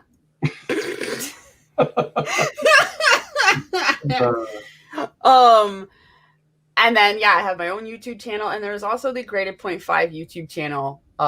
Stuff's still getting done over there. Xavier's working his butt off to entertain y'all over there. While we wait on live streaming to go back to live streaming. And I think that's all the important places. Oh, I have a website. I have a website. It's adventuresofpiper.net. Oh, really? Oh, man. Yeah. I keep forgetting. Which is probably pretty bad. I didn't realize you had that. Yeah. Let me see. Oh, we're going to look at it. There's so much stuff that I'm still in the middle of working on for it. But, it's there. And I wanted adventuresofpiper.com, but it cost almost $2,000 for the .com of the same name. Huh? Yeah. Who? Who's your... Everything I've searched on. I got this through Namecheap.com. Namecheap? I think. Through Namecheap. But I have searched on multiple other things, and it always comes up at between... 15 and 2,000. Did someone already claim it and buy it, and then they're offering to sell it for that much? Is that what happened? Yeah, basically somebody snatched adventuresofpiper.com, and that's what they are selling it for. I check every once in a while just in case they've given that up, but nope. Right. They really want that moolah. Yeah. A lot of people. Well, So if anybody wants to give me a really big birthday present, no, I'm kidding. Get my .com out of their grubby hands. So, I guess you have experience with web design? Yeah. Granted, I am using WordPress. Oh, okay. Originally, I was using Dreamweaver, and that's why nothing was getting done, because Dreamweaver is a nightmare to use. So I was like, you know what? Screw it. This part's funny. You mean the About section? Yeah. After spending, I'm going to put some more, but oops, sorry. After spending lots of time researching what is supposed to go into an About page /section, I learned that people treat these as more of a cover page for their resumes, which is rather boring, while authors, designers, and traditional artists suggest slightly different formatting, some favoring listing off schools and achievements, while others focusing on experience and future goals. None of that tell me anything about the person themselves.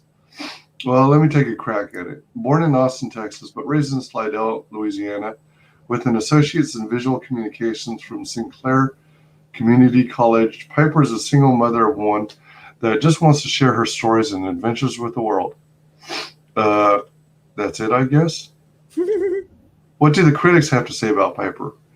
Piper is a tiny island of sanity on the vast roaring seas of the internet from Varman Way.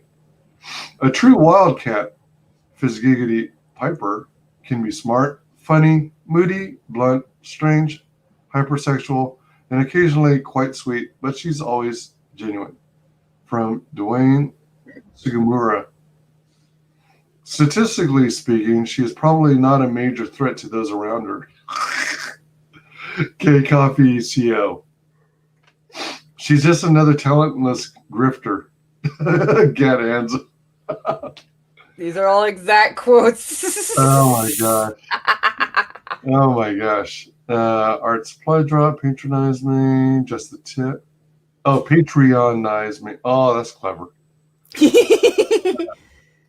So you got a blog. You're doing a webcomic too? Yeah, I don't have it up yet because All right. on the stack of like crap I need to do in order of importance, unfortunately, the webcomic's at the bottom. And the gallery is actually it's empty right now too. It's the next thing I'm doing on here. Cool. Well, you're a hell of a lot further than I am.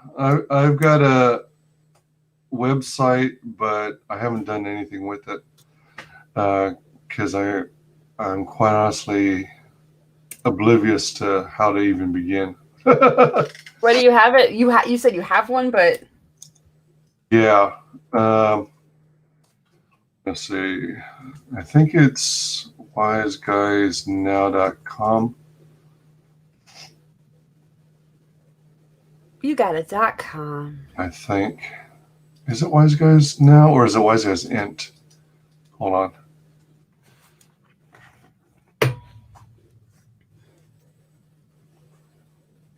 Come on now. Come on, man.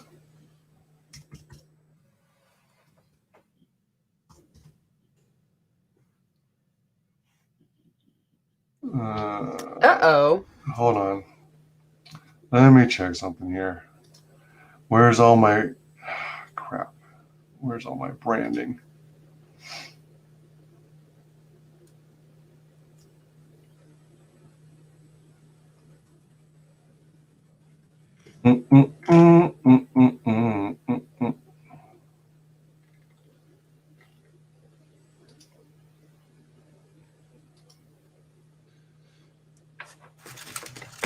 Also, Josh, our like IT guy for graded 0.5, he helped me a lot with the website, getting the design itself to look the way I wanted it. Mm-hmm. It's still way easier to handle through WordPress than it was through Dreamweaver. But even then, there was some stuff that I like could not figure out how to accomplish, and he just went in there and it's awesome. Huh. So yeah, he's the one. He runs Super Nerdland, and when I said go check that out, so he's been a huge help too.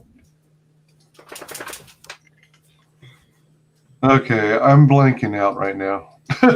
I forgot what my webpage is because it's been so long since I even Oh my goodness. had to work on it. It's so I have you know how I was telling you I have documents open on my screen all the time. Occasionally I have to reboot the computer, and when I reboot, sometimes the windows don't come back up after I've done rebooting, after I finish rebooting. So yeah, I don't remember where on earth I put it. But I have this thing that has my information on all my branding and stuff. Overview. Oh, hold on. I might have just found it finally. Come on. Load, darn it.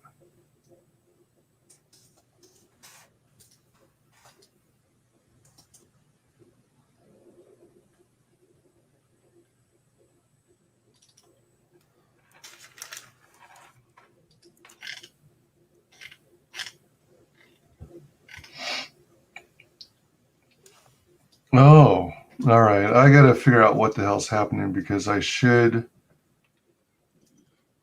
I hope I didn't lose it. It is supposed to be WyzGyzNow.com.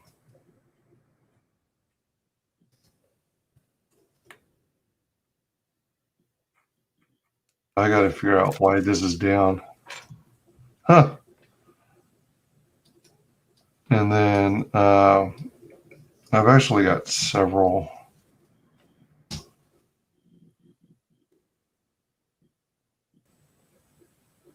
Well, I haven't been receiving any email alerts saying that there's something wrong.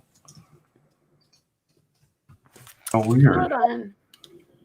Just in case, I'm going to try on my end. You said it is WyzGyzNow.com. No one. I'm hosted by. Crap. Who are they again? it's spelled the same way that you usually spell WyzGyz, right? Yeah. WYZGYZ. Yeah, it's pulling up a page asking if I want to buy WyzGyzNow.com. Oh my gosh. Oh my gosh. Our domain broker service may be able to get it for you. Find out how. Now that could be that if there's nothing there, but it's owned, the name, then the broker service could be like basically trying to say that it'll make you an offer on my behalf. You're hosted through GoDaddy? Yeah, it is GoDaddy. Crap. I never received any kind of notification that I had issues with my site. So okay, yeah, on my end it says domain buy service from GoDaddy. One of our personal domain brokers will contact the current owner to see if he or she is willing to sell this domain name to you for $119.99 plus commission. Oh crap. Someone might have scooped it up. Did you let it lapse? Either that or it's saying that it'll contact you. Possibly. I might have screwed up real bad because nobody, I never got any notification from GoDaddy that there were any issues. That blows. I got to look into that. I got to look into that. By the way, Hex Allen says, bullets whizzed by Piper's head because she threw up the wrong gang sign. When you're doing the heart. Oh, for 24 monthly payments of $63, I can get my .com.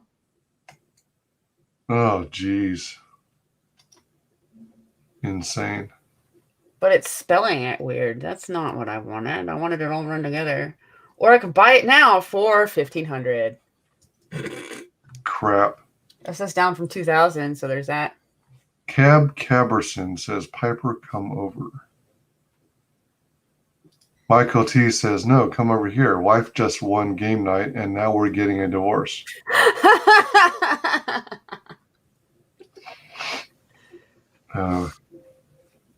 Cab says, baby, please, I just got off work. Making dinner, to be honest. Piper's going to profess her love for me live on air. Matanui says, I tried to see if there was I'm an annoying asshole.com.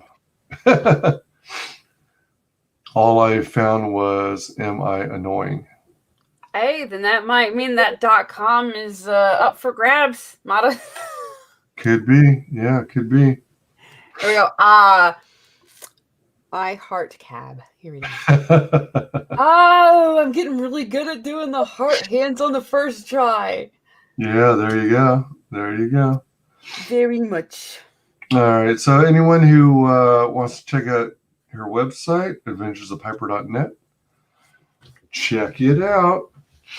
All right. So we will wait. How the hell would I even do? What the hell would I even do with the website? Oh, I don't know. Stuff. Yeah, stuff. I used to sit on, before I did this one, I sat through GoDaddy. I sat on, I think it was pipersteed.com for a really, really long time and didn't do anything because one of our projects was making a portfolio website and I got as far as buying the domain and paying for hosting and then realized that they don't actually look at the websites and was like, fuck this. This is like, because I was going all professional with it. And then I was like, no, I don't. I want something more fun. That's more me. And that's where the adventures of Piper. Yeah. Sounds like a porn. FYI, don't ever search jerk.com. It's a porn site. Thanks for the warning. All right, then. So you can find her on social media. Check her out and subscribe to her YouTube channel. You can find me on WyzGyz Entertainment on YouTube and Facebook. WyzGyz tweets on Twitter. And I'm having a hell of a time with my website, so I got to investigate that. Because I thought I had it locked in. And I don't remember getting any reminders or issues with payment. So I got to get to the bottom of this. Thank you, everyone in chat, for hanging with us for nearly 4 hours. And thanks to everyone who watches us on replay. And we are ending the broadcast in 3, 2, 1. Final guest is the only person below White Holiday in the ComicsGate phone book. It's my favorite failed clone of Peter Sammetti. The YouTube WyzGyz. How you doing? Welcome to the show.